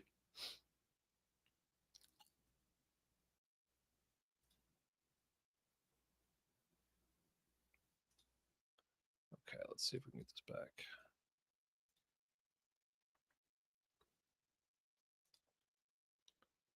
Okay, we're back. I was getting a little sussed about this. Okay, I'm back up here. Let me do some of these donos before we get to the questions, if you don't mind, and then we'll do some questions. Just put your hand up or whatever you want to do questions. I'll let Hey Ocean calm people. Okay, let me do these donos real quick. Here we go. Okay, Big Zach Dagger, thank you very much, man. Appreciate the donation. Ron Shippers, thank you very much. Kevin Johnson, any leads on the letter to Ashton Forbes? So that's another. Oh, sorry, I was me here. Okay, one quick person asked. Kevin Johnson said, any leads on the letter to Ashton Forbes? So again, you guys should read or listen to the letter to Ashton Forbes. I re-uploaded it on my channel, not just to make money from it. I actually re-uploaded it on my channel because I want to show people that that person wasn't going to copyright strike me. Like, I literally just stole somebody else's video that's 11 minutes long. I mean, it's a letter to me, but, and it's really, really good to listen to. I mean, just the story they present is really quality. But my opinion is that after a year of that video being out there, a year and a half now, I think, that video had to come from somebody in the CIA or intelligence community, or maybe a foreign intelligence community. That's my opinion on where that video must have come from, because it has too much inside information. I couldn't even imagine my most hardcore followers being able to come up with that letter to Ashton Forbes. And no, I didn't write it to myself. I wouldn't even be capable of doing something like that to myself. I wouldn't even have the technical capability, let alone the creativity to come up with a letter like that. So I think that what happened is that the United States is somewhat guilty about this. We know we did this, and we feel bad that we destroyed all these people's lives. And so we've been secretly telling them behind the scenes, that some intelligence source reached out to the French father and told him that the Americans know what happened. And there were 2 AWACS in the area, which we know there were 2 drones. So people, I think, were guilty, and they were trying to tell some of the truth and get that information out there. And I think that's the same thing as the letter to me. I think there are people out there and they know this stuff's real, but they realize that the road to proving it's real it's not realistic. It's never going to happen. Even people in the chat right now, you guys know, there's no way the government's going to admit to this. I mean, we're going to try our best to getting them to. So I think they're not even afraid of having that kind of information come out, because even with that information, yes, it helped us figure out this technology, and now we're spoiled. Now I can't even watch Joe Rogan anymore because I just listened to the slop about aliens and dark matter, and I'm like, this is all solved or obsolete compared to the real problems that we're facing, you know? And actually, that's one more thing I want to address too before I do the questions. I'm going to address the Joe Rogan, Sean Ryan, and other podcaster stuff as well. Kata Good, thank you very much for that donation. Ontologically Shook also. Yes, the VFX comparison, which again is actually pictures of fire, is actually just a natural phenomenon. So shock waves all have a very similar shape to them because of the geometry. And so that's why they were able to find one frame that is pretty similar on one edge. But we were able to actually find 3 other shock waves that all have similar edges to the effect as well. That proves that it's a very common thing. And if you cherry pick one edge of a frame, you're going to be able to find a lot of matches. MG Plumbing Inc. said, keep fighting the good fight. Thank you very much for that donation. JML, huge donation from JML. Would you speak to Shane Frank claims? Yeah, Shane Frank's old Symposium vet, I don't know, he claimed that he gave me information. He never gave me anything. There's a lot of people out there, guys, that are trying to use the videos to advance their own interests. And that's fine. I actually have nothing really against that, to be honest with you guys. Feel free to come with your own stories or whatever else makes the most sense to you, but don't go out there and say oh, I told Ashton to think this, or I'm the one who gave Ashton these ideas or whatever. My ideas mostly come from myself. And if you don't agree with that, then go and ask all the people that were super upset at me still to this day because I blocked them or whatever, because they were in my DMs trying to tell me how to think. One of the things early on was that I want to come to my own conclusions without outside influence, outside bias, people telling me it's aliens, it's humans, it's this, it's that, blah, blah, blah. So So yeah, no, unfortunately, you know, and there's also another guy out there talking about that the aliens saved the plane and zapped them to the wherever. I mean, sure, believe whatever you want to believe, man. I got no problem with it. For me, as long as you are being, as long as you're being genuine and looking at the evidence and letting the evidence lead your conclusions, doesn't matter to me. Teleportation tech is going to be huge to the economy. Yeah, the economy for teleportation tech is going to be pretty wild. I don't know how it's going to work, but I'm not going to be the first person to go through it. I'm not actually 100% convinced that teleportation technology is going to be safe at this point, actually. And if they show me the videos of the other side, let's be honest, they were recording the other side too. They probably have those videos somewhere. If they show me the plane coming out on the other side in one piece and maybe somebody alive in it, then maybe I'll get into teleportation tech. Another good question here by Gabriel says, can you share your view on God now that you have this understanding of reality? This is something I talk about every once in a while, which is that I became a lot more spiritual from this. My journey has gone from being somebody who was atheist when I was younger in my teens to agnostic to actually becoming, at this point, theist, in terms of definitely believe there's a God. I believe that there must be a God. I believe that this must be a simulation of some sort, however you want to think of it, and that there must be a creator because all constructs have a creator. The more I've found out about this science, the more magical stuff I uncover about it that's just real physics used in an incredible way, the more certain I am there must be a creator on this planet, or not on this universe, I mean. Absolutely. Now, I do think that, what does that mean? Could God be like a super advanced, like AI super intelligence? Yeah, absolutely. I mean, we might not even be able to understand God. So, okay, my system just crashed. One sec. We can get right back into it.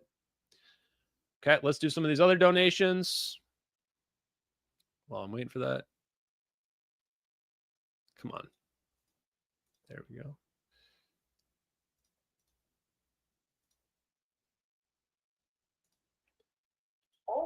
Okay. Okay, I'm back. Sorry, guys. We're going to finish these last couple donos.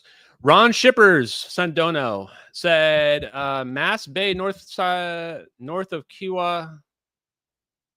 No, I don't know. Someone sent some coordinates, but it's not MH370. You're not going to find MH370 on Google Earth. I'm going to go ahead and tell you that. And let me also say that there's several others. There's a very popular video by Dick Gregory out there that says that it actually says the same thing about the semiconductor scientists, but it says that there was 4 people on the plane that had a patent and that it reverted to the Rothschilds. That's not how patents work. Patents are not, if you work for a company and you have a patent, the company is going to own that patent. So that part was not true, but actually the full story is even sketchier than that. That company was like $7 billion in debt or something like that. So that the overall story still makes sense that those people, those engineers were definitely the reason for why that plane was being targeted. I mean, they stick out like a sore thumb. So want to point that out. I will also post a Discord invite to the people who are in the YouTube channel. Thank you very much, NPK Zeus or Kizus, whatever. And then lastly, Solus says, seeing perfect matches where there are none is called pareidolia. So-called skeptics like to point that out. And so this is another good thing. I'm glad they pointed this out, is that there's a huge amount of hypocrisy and irony coming from the skeptic debunker community, which is they will often claim that everything's a balloon or Chinese lantern or what have you, and then when it comes to these videos, they're doing that. Now they're the ones who are doing that. Now when we see something that's real, clearly plasma orbs spinning around a plane that nobody could have ever faked. Now when they see that, next thing you know, now they're seeing, oh, that's just a stock effect. Oh no, that's something from we saw over here. They're the ones now making up the excuses for why these videos need to be fake, which I think is pretty funny. So once again, where's the bar? Where's the bar? The bar is find the person that made the videos. If you believe those videos are fake, somebody made them. In fact, I'll even make it easier than that. Find those cloud photos. Find the cloud photos anywhere on the internet before March 8th, 2014, before the plane disappeared. If I'm right, those cloud photos are of photos of the Nicobar Islands, which means they can't exist anywhere on the internet before March 8th, 2014. Should be easy if they aren't.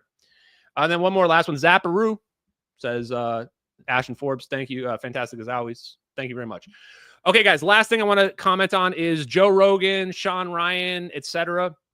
I don't think these guys are assets, guys. I think a lot of people want to believe that everybody's a CIA asset. Although I do think that they have been told negative things about me by people who are protecting national security.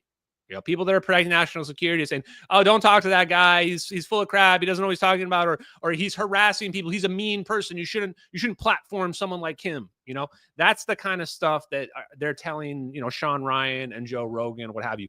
What I want to say is, I don't want to do a friendly interview with those guys. I want to do a hostile interview with those guys.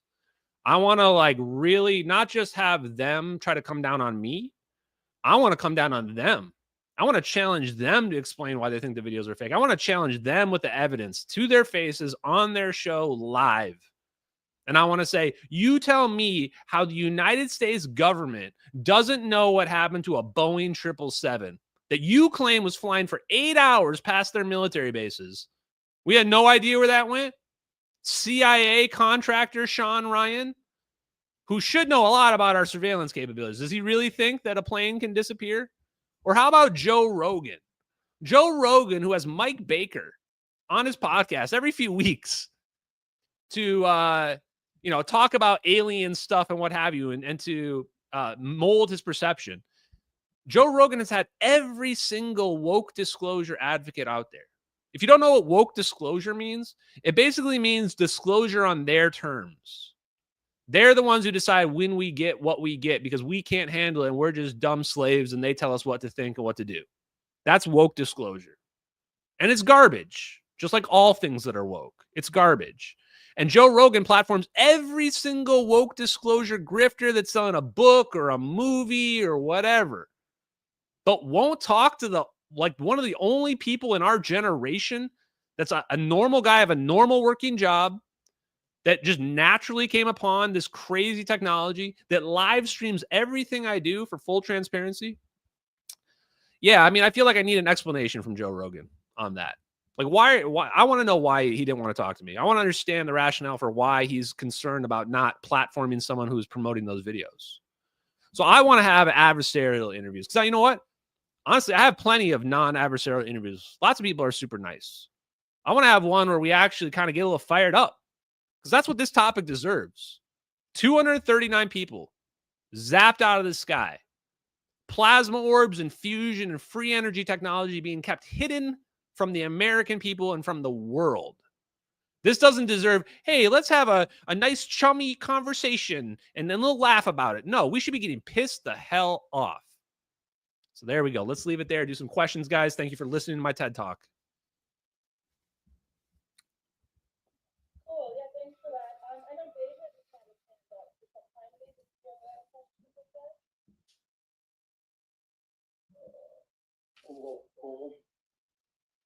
Yep, I can hear you. Yo. Okay.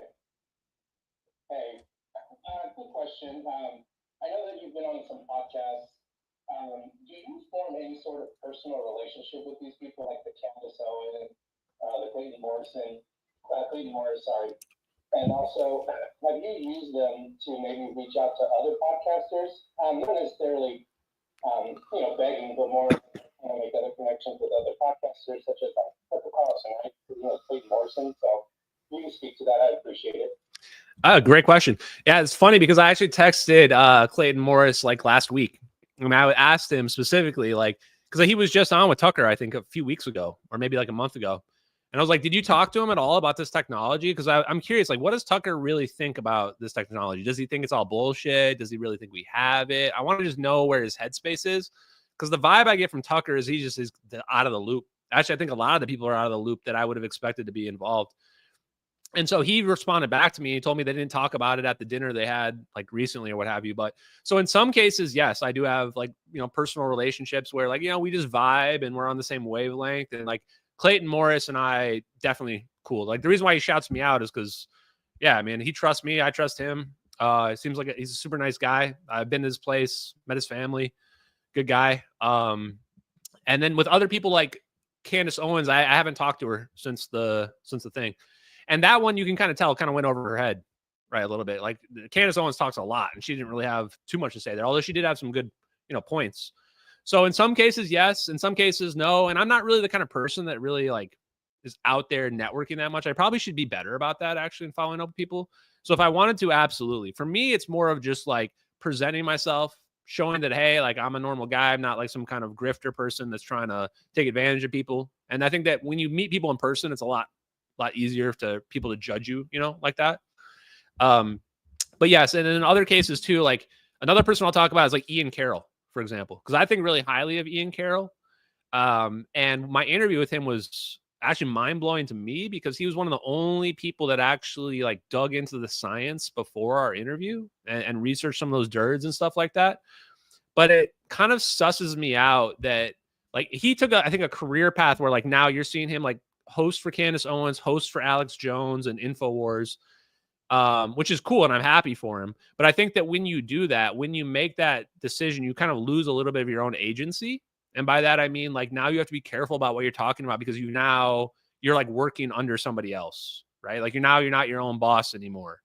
And so, yes, I still think Ian Carroll's amazing. I think his content's awesome, but I think that he's possibly either afraid to talk about this content or to push it, or maybe he just thinks it's fake, you know? And he's also, you know, other people are doing the same thing. So to your point, it's not just me networking with people. You have other people networking. And who are the people that are most adversarial towards me? Well, let's see, Danny Jones and Julian Dory, right? And those guys are networking like crazy too. I mean, Danny Jones was just on Joe Rogan. So you can imagine that there are sides in this, right? And people don't like to platform the other side as well. So last thing I'll say on this is that eventually those interviews will probably happen, I imagine, because it'll be too awkward at some point for them not to happen. But I'm not in a rush for it at all. And we'll see, guys. Like these videos are never going away. And as you guys can see, the evidence keeps stacking up even after the investigation is officially over. So good question. Appreciate it. Thank you. Cool. I think next we had Logan and then Jay and then yeah, then we'll come back. Go ahead, Logan. Yeah, Logan. That was good. There's no doubt about it. Anyway, so government and a lot of government that, but I was kind of hoping maybe to be more specific of what part of the government you kind of were speaking to specifically. Yeah. Yeah, great question. So that's where I was mentioning the Air Force. I mean, the Air Force has got to be knee deep in this. And then my only question is like, what's their relationship like with the CIA? This is the part where I don't have enough institutionalized knowledge about that. I've never been in the military. I've never worked directly for the government. I'm a contractor, but it's a completely different thing. And so I don't really know, how do those communications work? How do they decide like, oh, we're going to run this operation. These are the people we're going to use and these assets are what we're going to use. So far, my speculation is that the CIA can sequester some technology that they want to use for operations. So like the Gorgon Stare platform was being developed. They must have had like the prototype, first proven working version of it. And then they're using it on operations, also including like, you know, drug operations and things against cartels as well, not just crazy stuff with plasma orbs. And then the same thing must be true of the Reaper drones. In fact, one of these FOIA requests is actually a rejection on the MQ-9s. Where is it? This one right here. Seeking records on MQ-9s under full or partial service by the CIA for the year 2014. That was what my request was. And it got rejected in total for 13526, the national security. So I'm not 100% sure on that part. That's the most interesting part to me is like, okay, who's all responsible? Who signed off on it? This is what I'll say about this is that it's not as simple as like, I don't think there's one person at the top that just makes executive decisions. The way the government works is like this is what you have to do. Here's a rule book that you have to go by. And then they just kind of stretch the rules, right? They stretch the rules. And that's where the corruption aspect comes into play. So you can stretch the rules as much to do whatever the hell you want. And that's what I think was going on under Obama was that, you know, they were drone striking weddings where they were killing like 3 people and they were killing like 100 people to get like 3 people. Like that's where I think they kind of were getting loosey-goosey with the justifications for doing these operations. And that's another reason why they'll never be able to probably admit this publicly, because the liability associated with it. And then like, how do you justify this? That's a civilian airliner. It's not like that's a military plane. Like you're targeting a plane that's got just normal people on it. So, but to put that in context, I mean, what did Israel do to Iran's nuclear scientists? They executed like 9 of them simultaneously while they slept. That was just a few months ago. I mean, rest in peace. Like, think about, isn't it kind of messed up that like we're literally targeting scientists and engineers? Like, maybe we've gone a little too evil when we decided that we have to kill scientists and engineers. Like, these people are, in my opinion, should not be the people who are being targeted. But there you go. Hey, this is why you're not using laser.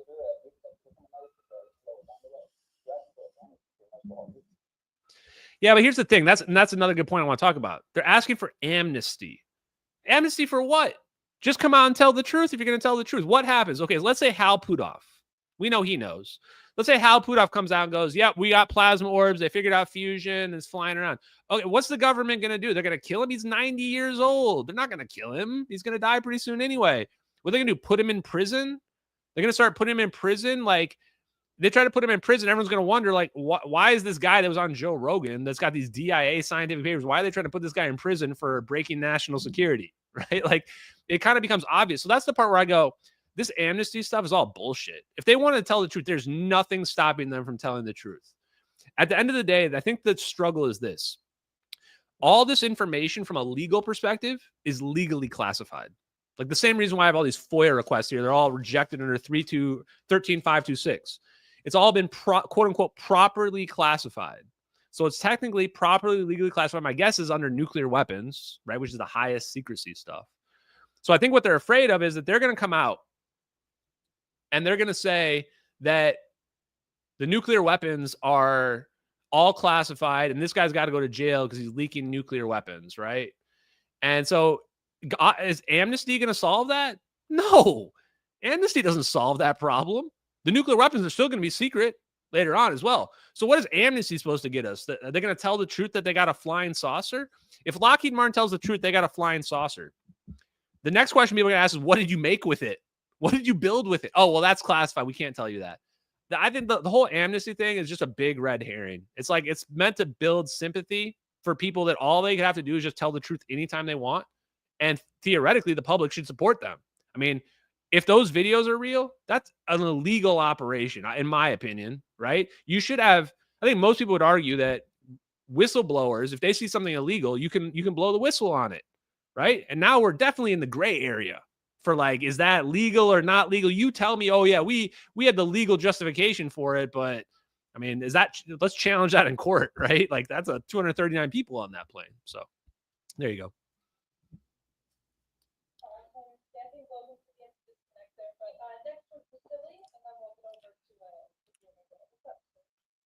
Hey, what's up, guys? Can you hear me? Yep, coming through clear. Oh, sweet. I appreciate you guys for taking my question. It's just two short questions. They're just relating to the orbs. Ashton, in your opinion, like, how do you think that they were launched? Do you think they were launched off of some kind of aircraft or some kind of maritime vessel? And also, what's your theory on how they were able to lock onto the plane? Like, some kind of heat seeking, or were they controlled remotely? Like, what do you think about that? Great questions. So how are they deployed and how are they able to lock onto the plane? So if you look into these plasma orbs, hypersonic engine stuff they were trying to develop, mostly are two-stage vehicles, which would mean that these would be getting deployed off of like another plane, maybe even deployed out of a submarine if they're transmedium. So you would either shoot them out of like a tube or a cannon. Now there's other possibility that if some people believe there's like nothing inside the orbs, that they're basically just like spinning up a coherent lightning ball. If that's the case, you might just be able to use two intersecting like scalar beams or directed energy weapons to cause them to spin up. My belief, though, is that there's actually something physical inside there that represents like a tube. So it would look kind of like a missile, but it's going to be relatively small. Now, if you guys look up, I think it's called the Arrow program, something like this AGM missile. They have shown one version of a hypersonic, but they never showed this other version, this hypersonic, which I think we might be looking at in these videos. And the one version they did show, though, basically was like a large, like almost missile kind of tube looking thing. So that's how I think they probably deployed them. Plus, when we look at the videos, two of the orbs seem to come from the side of the screen, which to me would imply they were shot through the air. But one of the second orb weirdly seems to come from the ocean level, which would imply that maybe it came from underwater or from the surface as well. So that the fact they come from different directions, though, could mean that there's multiple different mechanisms by which they can be deployed. But that's one of the things that's going to be the hardest to figure out until we see like what's actually inside of them. The other part about how are they locking into the plane? The coolest part, or one of the coolest parts about the videos, is when the first orb gets near the plane, it almost looks like it's attracted towards it. Like it flies past the plane and then it turns around, and when it gets near the plane, it kind of does this loop on the side of the plane in the WAMI. And why does it not immediately circle the plane? Why is the first loop not on the plane? Because it's got to figure out where the center of mass of the plane is. So it seems like the first orb is figuring out where the plane is and then getting into its position. And then the second two orbs actually look like they're immediately going into wherever the triangle formation is, which is interesting because that would mean that some computer has already calculated where the orbs should be around the plane before they even get to the plane. But the rest of it is just magnets. Like those orbs spinning around the plane look almost identical to an MRI. An MRI is magnets spinning around your body, just like that, actually. And what does an MRI do? Well, it maps your whole body. Literally what an MRI does. Basically makes a fingerprint of your whole body. That's what the MRI is doing, of all the atoms in your body. So what are these orbs doing? I would say I would call it quantum sensing is probably what I would call it. I think they're able to like get a whole like wave pattern of the entire plane by just spinning around it. And they're using magnet inversion. So magnet inversion is how they're locked in like that. They've created an equilibrium point where the magnetic fields connect. And when the magnetic fields connect, that point, the orbs are just stuck in that spot. They won't pull away from each other or attract towards each other anymore. So look up magnet inversion and you'll see that phenomenon in terms of how they're able to be like stuck in that perfect triangle. And magnet inversion is so huge because not only are these videos real, but I think some of those other videos people are seeing of orbs, especially balls of energy and light, are probably these same thing. And that explains why you're always seeing them in triangle formations. You're seeing them in triangle formations because it's simple magnetism. Just simple magnetism. Good questions. We do have Jay back up here. Jai Beach. Hello? Hello, how's it going? I'm just wanting to say to you that you need to be very safe. You need to look after yourself because you need to carry on and expose everything that's going on. You're the biggest gangster that I know, and everybody in the field is learning about you because I'm telling everybody to watch you. You're fantastic. Keep on going. I don't have any questions. I just wanted to tell you how good you are. Thank you very much. I'm happy to be an influencer, and I'm happy to be at least a role model for the people that want technology. I'm not necessarily the greatest person. I don't even pretend to be. I think that people should just be honest with who they are. But at the end of the day, I think that what the message that I send for people, I hope resonates, which is that we can achieve free energy. We can make this world a better place.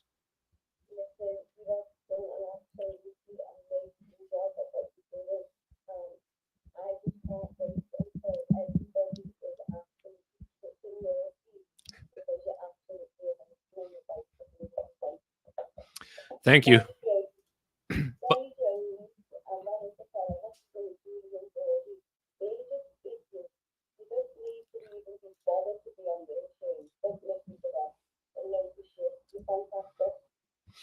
Thank you very much. And I do want to... Thanks, Jai Beach.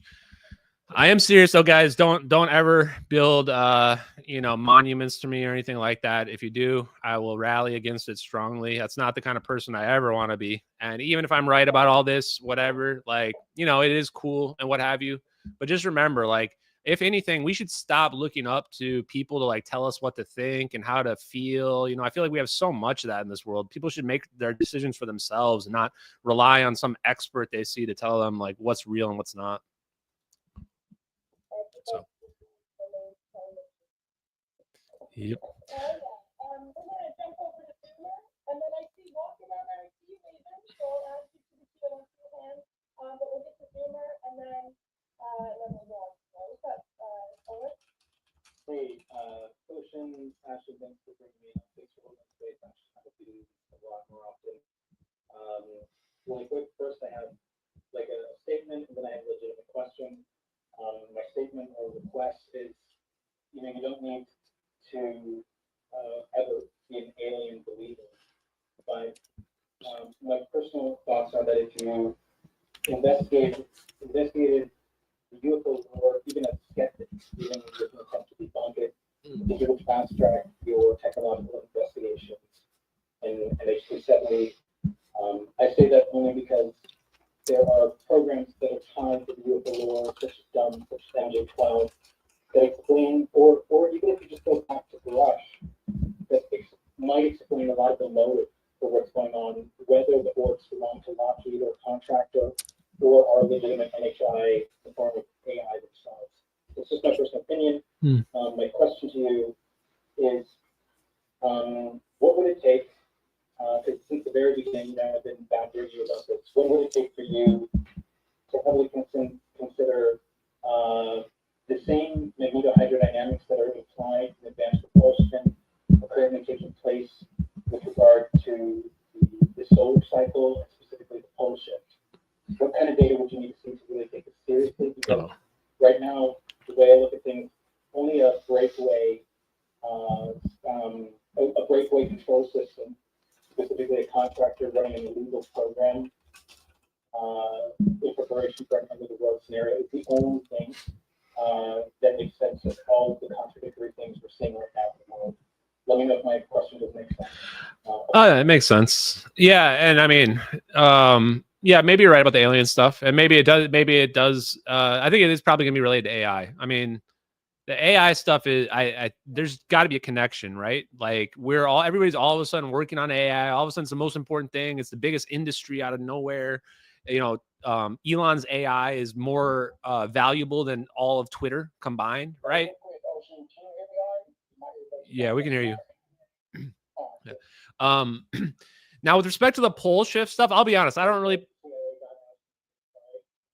Oh, I was muted there, guys. Okay, I was probably just muted. My thing is acting weird. So, I was just ranting about the alien thing. So, aliens could be AI. I think there's definitely a connection between AI and this UFO phenomenon. And why is everybody all in AI right now?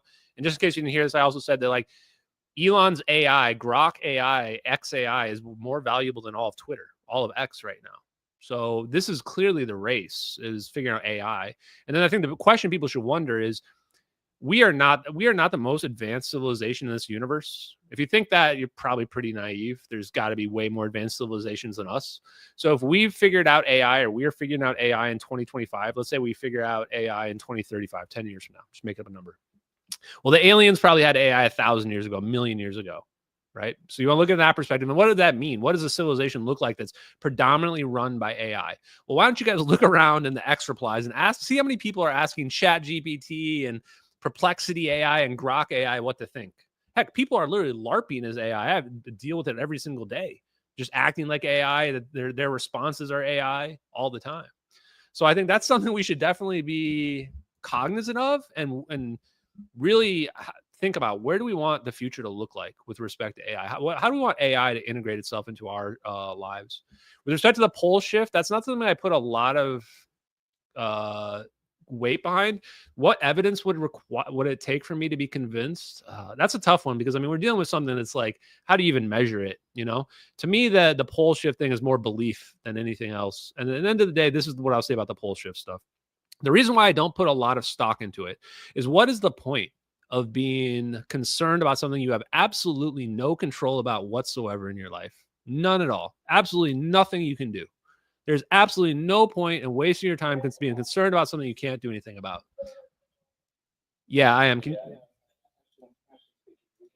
Okay. Yeah. So that's my view on that. Now, of course, if there's some evidence that comes out, or if I'm wrong, I mean, I'll look pretty stupid when I get wiped out. But at the same time, that's the same reason why I don't worry about like solar flares or something like that.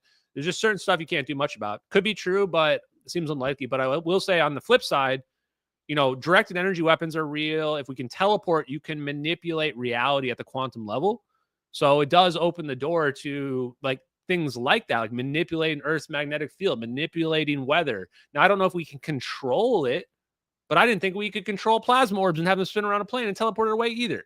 So pretty much I keep an open mind to it. But it would take some pretty powerful evidence for a lot of those things. If I can briefly respond to that. Sure. My argument would be that the very same free energy that you want to democratize for the human race is what would be required to save as many people as possible in the event of something as drastic as bullshit.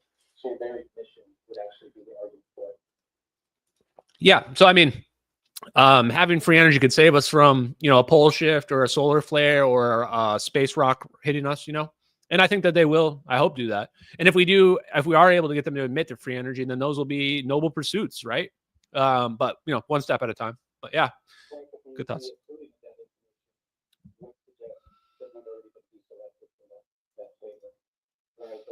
If we're dealing with an illegal program, the suggestion is that maybe America's not in charge of America, and so paying with some other organizations. Yeah, well, that's where we get into speculation, though, right? I mean, so that's where it's like, okay, maybe, but we can play that game all day long about maybe this, maybe that. But so I don't know. You could be right, but at the end of the day, for me, it's like I try to stick to wherever the evidence is going to lead to. So it could be that, could be some other options as well, for sure. And not to cut you short, but I want to get some other questions as well. Mm-hmm.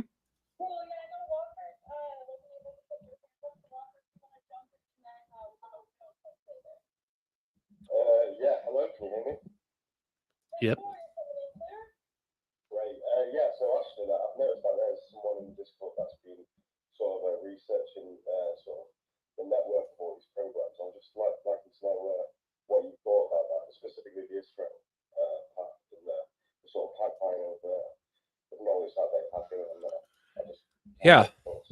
So actually, this is a topic I did kind of want to bring up, which is I'm going to connect this to Nick Fuentes and the right-wing social media stuff going on, because honestly, like, there is a movement happening in the Nick Fuentes kind of world, and there is this anti-Israel sentiment that has come up.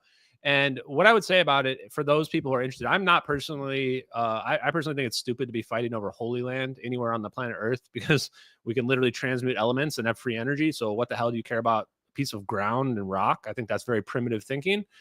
But you have to, if you look at the physics of who's won Nobel Prizes, Jewish people are vastly overrepresented. And we also seem to protect Israel, a small country that was, put together in World War II, right? And we are like their closest ally. And without us, they would be in big trouble over there. Everybody hates them, right? And who has this kind of advanced technology that we're dealing with? Well, it's America for sure. I mean, we can kind of tell from the videos that America has it, but I imagine not just America. It's a coalition of whoever our allies are that are basically gatekeeping everybody else from getting access to it. Well, who are our allies? One of our biggest allies is Israel. In fact, they have huge amount of political control. You can't deny that. They definitely have a huge amount of political lobbying and control in the United States government. So from that perspective, I think that the people who are critical of Israel and critical of the power they have over us should investigate the relationship between this technology and where we got it and who's gatekeeping it. Because probably if CIA is gatekeeping it, that means Mossad is probably also gatekeeping it. And it does kind of make some sense then in terms of why Mossad was assassinating Iranian, nuclear physicists. So that's kind of where I would put it from the geopolitical perspective. But once again, I don't really have a dog in that race. I wish people would stop killing each other, but I don't think it's going to happen.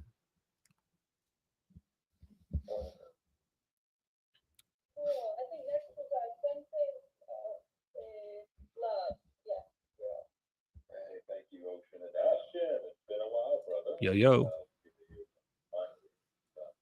you on Facebook again. You've been doing a lot of podcasts and big things.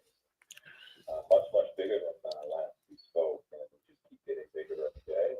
So I got a good tip of the hat to you, because you have that disposition as to urge others not to build statues of you, to make you all more the right person. And I'm glad that you're sticking to this issue in particular as it pertains to free energy, not just the question of aliens, but the question of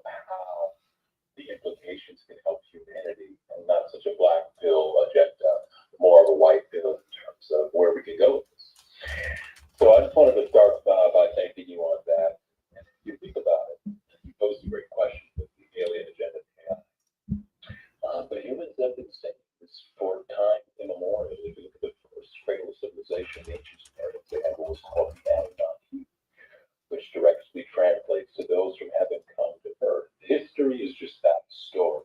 Many of these stories, I believe Cat Williams pointed this out on the Shannon Sharp podcast. All of these stories, the Zulu tribe, the ancient Nagas in Indonesia, the Chinese saying heavenly chariots came down, topped up civilization.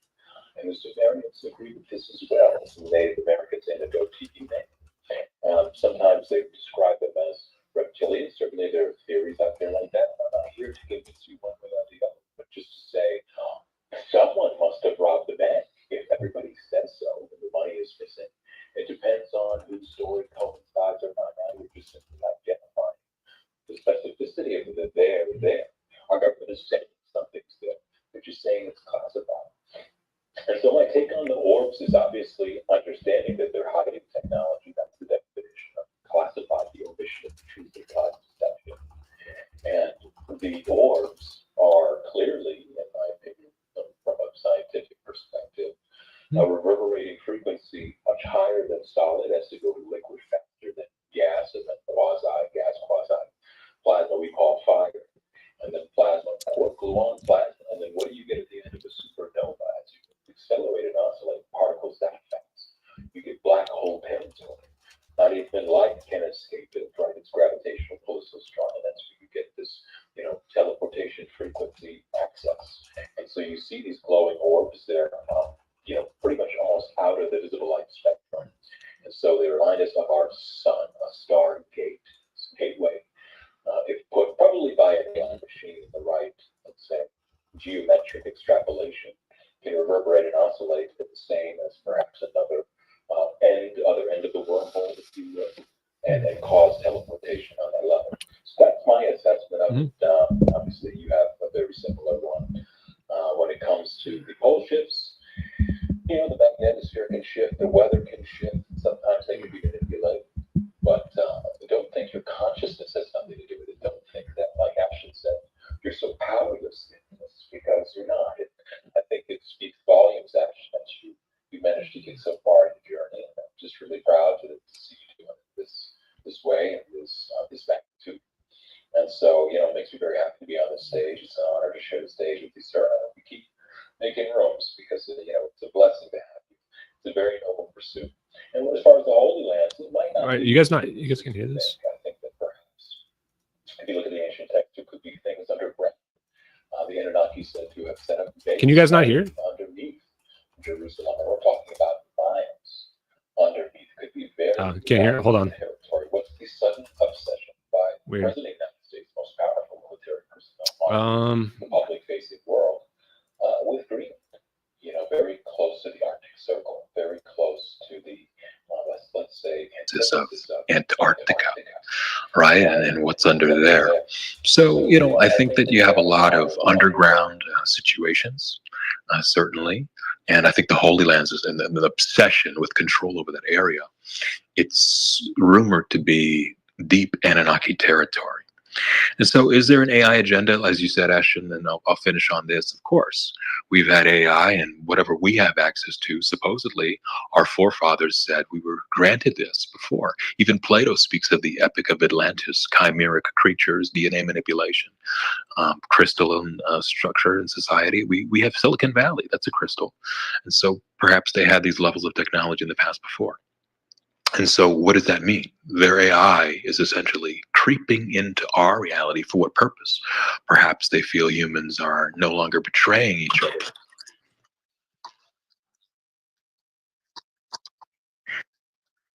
Yeah. The plan is that they're probably using AI to control us. And they're probably hoping that it will essentially keep us where they need us. And so I think waking up to it is the key. And so I appreciate you, brother.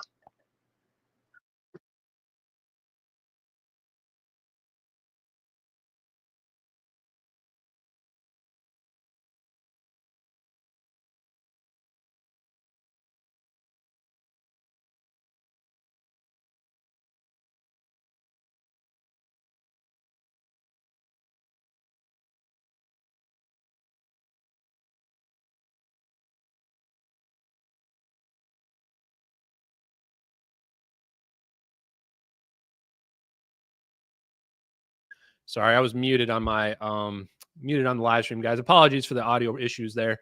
The other last thing is, could the orbs be alien? So I think it's possible that the orbs we see in those videos are human orbs that we made, that we've got these orb technology, but that possibly aliens also have their own orb technology. And they would probably look very similar, if not exactly the same. And the reason why that is the case is that when you look into how they figured out how to stabilize these plasma orbs, they figured out how they can make the plasma itself is dense enough that the magnetic fields are strong enough that it creates the coherent shape. So really all they're doing is solving math equations and going, okay, if we want our plasma orb to be 10 feet wide, here's what the math equation says that we need to do in order to make that happen. So that's going to hold true for any species. That's going to hold true for aliens. That's going to hold true for us. Anybody trying to make a plasma orb on our planet using our air as the fuel, they're going to probably look very similar, if not exactly the same. In fact, I think it's very possible too that we just saw the alien orbs maybe even 100 years ago. And then scientists were like, how are these orbs flying around like that? And then they realized, oh, we can create this too. It's just electromagnetism. It's just physics. So that's my thought on that. And once again, apologies to the people and that did not get the audio. My audio was all messed up, but I think I've got it all figured out now. So thank you for that question. Yeah, you're a little bit robot-y at times there. I did want to give, before you take off, Fly Ether has his hand up. I know let's do like a couple more questions. Hey, yo, what up, Ash? How you doing, brother? Yo. Am I coming through all right? Yeah, you're good. All right, now I just want to touch down on the orbs real quick because I had clipped a video of Nick Cook interviewing a man named John Deering, and I just thought it was interesting because he kind of made it seem like the government back in the day, he's a historian, a technology historian. He led on to make it seem like the government knew who the Foo Fighters, that they were Nazi, basically. It's just, it was high-tech Nazi technology that they just hadn't advanced to the point to where they were able to destroy planes and stuff. So they were using it as kind of like a distraction. But he led on to kind of believe that the Foo Fighters, I always was told that the Foo Fighters, oh, nobody knows who they were. You know, that's the reason they could be aliens. We didn't have that technology. But this historian, John Deering, makes it seem like the government knew that it was the Nazi technology. So I don't know. That's just something I wanted to put out there. Yeah. And also, did you hear about the ER-100, right, on that Tim Ventura, about how they're reversing aging of certain body parts and stuff like that? And I just wondered, do you think people like Hal Puthoff are already on that kind of stuff? Oh, yeah, definitely. I think the Nazi connection's legit. I think that's the reason why the project paper... Oh, I'm muted. That's a great question. Yeah. Ashton, you're muted there. Yeah, okay. So yeah, I'm trying to work two mutes at the same time. It's not easy, guys. So yeah, I think the Nazi thing is on point. The fact that Friedwart Winterberg is one of the Project Paperclip scientists, wrote some of those dirds. Like, it seems to actually really go back to that far in the Nazis, and maybe we at least learned the first kind of ideas of that technology from them, Werner von Braun, etc.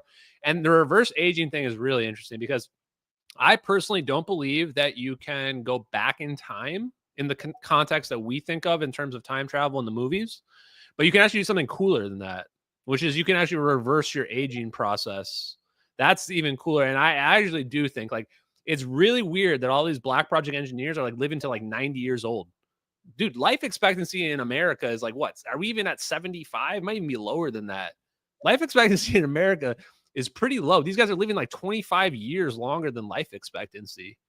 And the fact that like we can, in my opinion, definitely like locally reverse the age of like a body part or maybe even a whole body at some point definitely makes me wonder. I do want to ask Hal Puthoff, like, do you have like a like a cryobaric time chamber or some crap? Like, what do you do to stay like, dude's like sitting here talking to Joe Rogan at 89 years old. He looks like he's 70, you know? So good question. Let's do a couple more real quick and then we're going to drop. Sure. Yeah, sure. I think next we had NC Boy.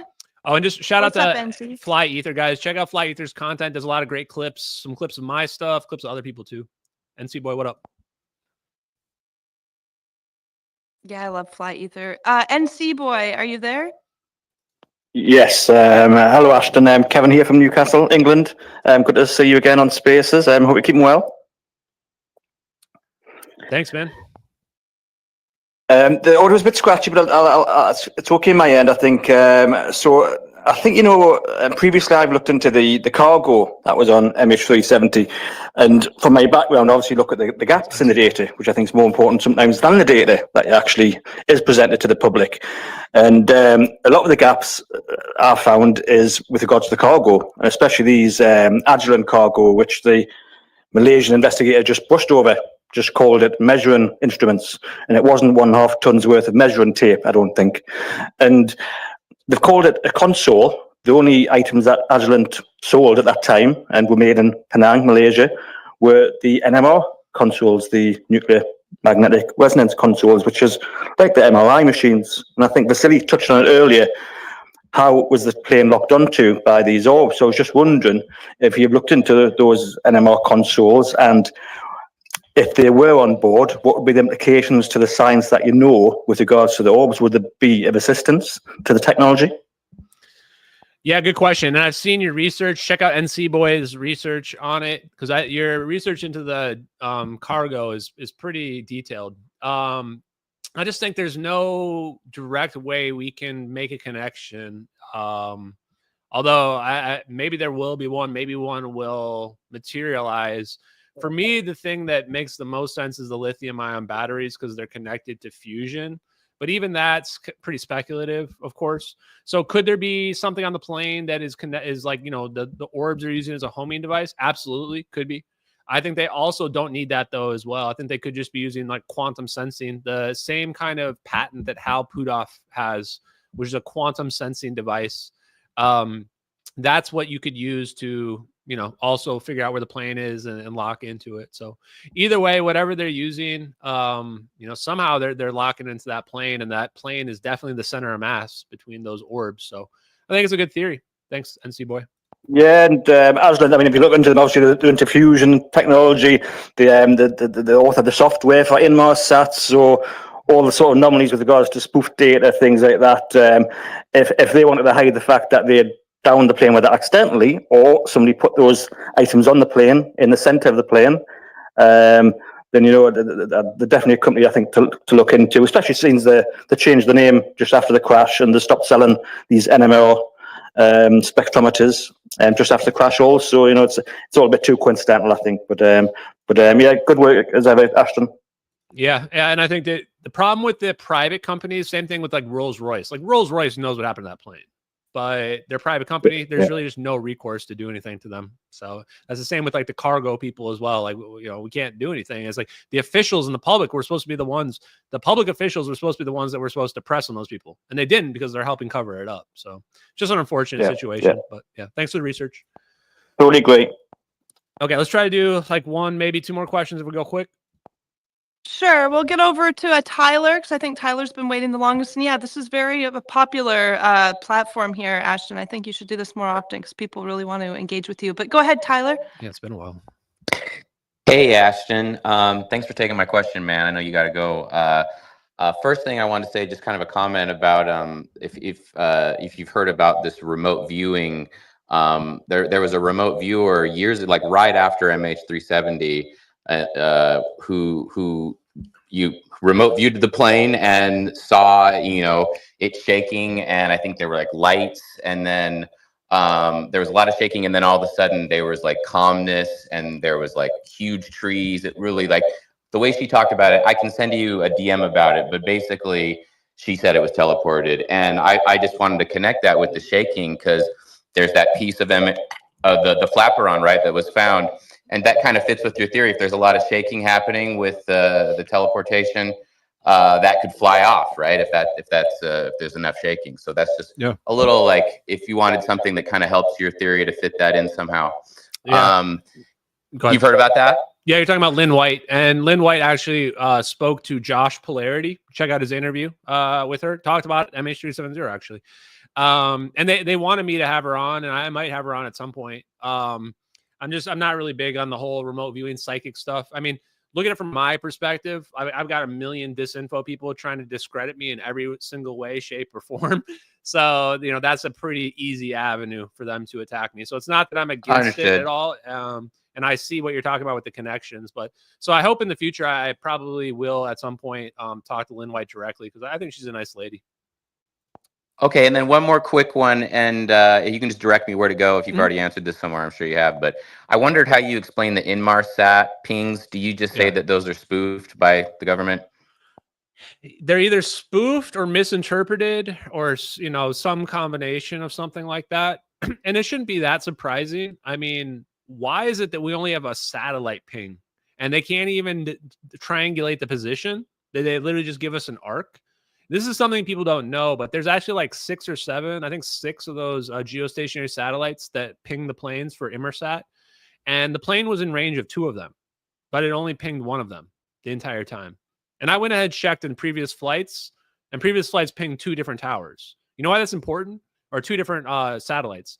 Because if you had 2 satellite pings, you could triangulate the position of the plane. But somehow this flight that they're saying flew for 8 hours never pinged the second satellite ever, not even once on the whole flight. And then they say, okay, so now let's just take them at their word, right? Like, okay, these satellite pings, we did some interpretation. They say they go into the South Indian Ocean. Okay, well, we searched the South Indian Ocean. We searched the entire 7th arc where they say the plane went, above water and below water. We searched the whole ocean floor. There is nothing down there. There is nothing down there. So something has to give, right? People are literally just going to ride or die for these satellite pings, even though we already searched and there's nothing down there? That's why I say the strongest evidence is the MH370 videos. And then the last thing I'll say on those satellite pings, when did they publicly release the satellite pings? If they were being honest, the day they would have released those satellite pings is the day the plane disappeared. The very first thing Inmarsat would have said is, hey, guys, we have some satellite pings, and we don't know what they say, but they could be a clue. We're going to give them to the public. You guys figure it out, and we'll help. That's what would have happened in an honest scenario. Instead, what happened was the satellite ping data was not released to the public till May 27th, 2014. May? That's over 10 weeks after the plane disappeared. That's when they released the pings? That's super long afterwards. That's after the videos were already on the internet. The first video was already on the internet for almost 2 weeks before those pings were released. So how did somebody know where to put the plane in videos that predate the satellite pings? That's pretty weird. Anyway, there you go. Good question. Thank you. I should have mentioned that Hell earlier. yeah. Well, great stream tonight, let's do one more. I really Let's just do enjoyed one more it, and I question. would definitely suggest you do this again, because people are requesting, they still want to talk to you, so I think another round would be good. Can you hear me, Hey Ocean? You can't hear me, can you? Okay, let's just do, I think Prompt was the last one. Prompt, do you have a question? For the most part, I just wanted to ask, you're honestly, aside from myself and these physicists, one of the people who knows the most about how this physics work. Are you playing with the math on your own with the AI yet? Or are you just like so busy making the videos, you're passing info to us? Yeah, I mostly pass info to you guys in real time. I rarely use AI, but I do use AI to like ask theoretical questions on things, to just give me prompts for stuff to look into. I actually used AI yesterday to give a list of all the Department of Energy labs, when they were started, what their main apparatuses are, and what their main experiments that, like, why they're important. And actually, it's a really good list. I'm probably going to potentially share that at some point on the stream. So sometimes I'll use it like stuff like that, but you shouldn't be using AI to like solve mysteries, to like tell you how to think. That's not, AI is not sentient. AI can't do that. AI is literally just repeating mainstream media headlines to people. So yeah, good. I'm not here to have that debate, and I'm an actual AI researcher. So anyway, thank you for all the work you've done on the fusion, because you gave me the power system for the coherent matter wave beam. So thank you for that. No one else has helped me with anything. Oh, I'm glad you enjoy it. And yeah, and I wanted to let you know, very powerful. just to let you know, from my math, if you look in your notifications, you will see I have sent you one little ad. You'll have a shit ton of notifications from everyone, but that ad is the specification for how they actually built the Nimitz Tic Tac from the math with your compact fusion reactor, finally solving the energy inequalities on how the thing flew. Thank you very much. Appreciate that. We're going to do one last question because he upgraded, has waited all this time. Go ahead, upgraded. You'll be the last one. Okay, yeah. Yeah, I'm on the same team as Prompt here, and we're hashing out the physics, and we appreciate all the info you've given us. But I'm wondering how familiar you are with the holographic fractal universe theory, and whether you've realized that the magnetohydrodynamic aspects of the field are what drives the growth of the planet and other moons and stars. Okay, well, that's a good one to end on. So that, I think, yeah, I think there could be a connection there. I mean, I'm all about like holographic principle, simulation theory, etc. I think plasma universe, electric universe theory is what makes the most sense for, I mean, you see a plane get teleported and you start to go, how is that possible? There's not a huge list. Like, it kind of narrows down the physics explanations, and that's where it leads to 0-point energy. And these ideas are not incompatible. Like I said, some ideas are just conceptual versus other ideas are like, how do you physically explain the concept? So like Prompt and Upgraded are going through the math, and they're trying to figure out how do we actually like mathematically and physically explain these phenomena and solve them, etc. And so for me, yes, I've mostly been on the like kind of theoretical side of that. Another reason why I haven't really been like building stuff. I don't really consider myself an engineer. Now, maybe that'll happen. Maybe it won't. We'll see. This is how I want to end it. What I'll say is this, is that I've realized that they've been hiding, you know, free energy, we're going to call it, although it's more of just like clever use of physics and quantum mechanics. And one of the things I realized is that a lot of people have already tried to build stuff. They've open source stuff. They made videos of stuff, and it never gets traction. They always get discredited. What we need more than anything is we need an awakening. We need to wake up. We need to teach people the science of physics. We need to teach people that physics can be cool. 0-point energy is amazing. We can make free energy devices to make our cell phones last forever. We can teleport solid objects, maybe halfway around the world, maybe further. We make physics and science cool again.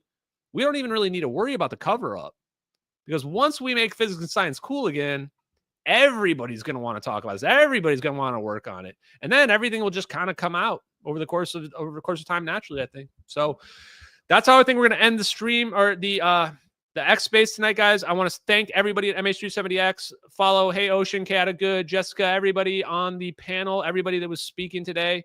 Thank you, guys. Empower everybody in the community. Lift other people up. Don't be somebody that's putting barriers in people's ways. Try to be somebody that's building, making everything better for everybody else. So thank you, everybody in the X space. You guys have a great night, and we will talk soon. Peace out, everyone. Okay, now I want to do some last donos here as well. Let's go full screen mode. Okay, a few more donos. Thank you very much, Zapparoo. Thank you very much, Job. Thanks to now groups of engineers and scientists. Now I check for groups of scientists and engineers before going on airplanes. Yeah, me too, chat. Me too. My Japanese friend says it's a political problem, not a technological one. Yes, this is the issue, right? The problem we face is not a technological problem. We're facing a political problem. That's why we need influencers. That's why we need social media people, because we have a political problem. We need to wake people up to the political problem. Tracy says, extra treat for Lulu. Thank you very much. I'll give her that extra treat. Mr. Omega says, Sierra Nevada Corporation is selling drones to Israel. There it is. I mean, yes, we have a very incestuous relationship with Israel, so it is what it is. Tracy Scott, God bless you, Ocean. You're doing amazing hosting. Thank you, Ocean, for the host. I appreciate it. And War Ranch, sorry I'm late. I'm about to watch from the beginning. You don't have to apologize for being late, War Ranch. Thank you very much, man. And you don't have to donate if you want my attention, but thank you. And then my Japanese buddy, always donating 666.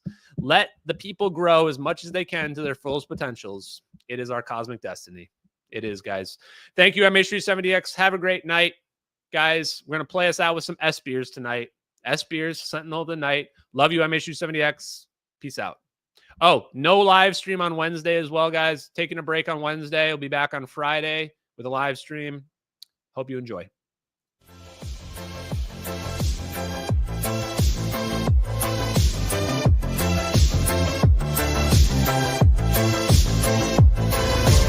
Infrared eyes, scanning the black, tracking the heat, never turning back. Control 22, a covert gaze. Control 33, in the cosmic maze. Controls in the mix, secrets untold. Silent watchers, brave and bold. In the shadows, they silently glide, protecting our interests, far and wide. S-Beers, sentinel of the night, watching over with infrared sight. alerting us to threats afar, guiding our defenses like a guiding star. In the silence of space, they keep their post, shields unseen yet feared the most. With precision and speed, they warn of danger, keeping us safe from the missile's anger. As beers, sentinel of the night, watching over with infrared sight, alerting us to threats afar, guiding our defenses like a guiding star. And he rolls in the mix, secrets untold, silent watchers, brave and bold. In the shadows, they silently glide, protecting our interest far and wide. As beers, sentinel of the night, watching over with infrared sight, alert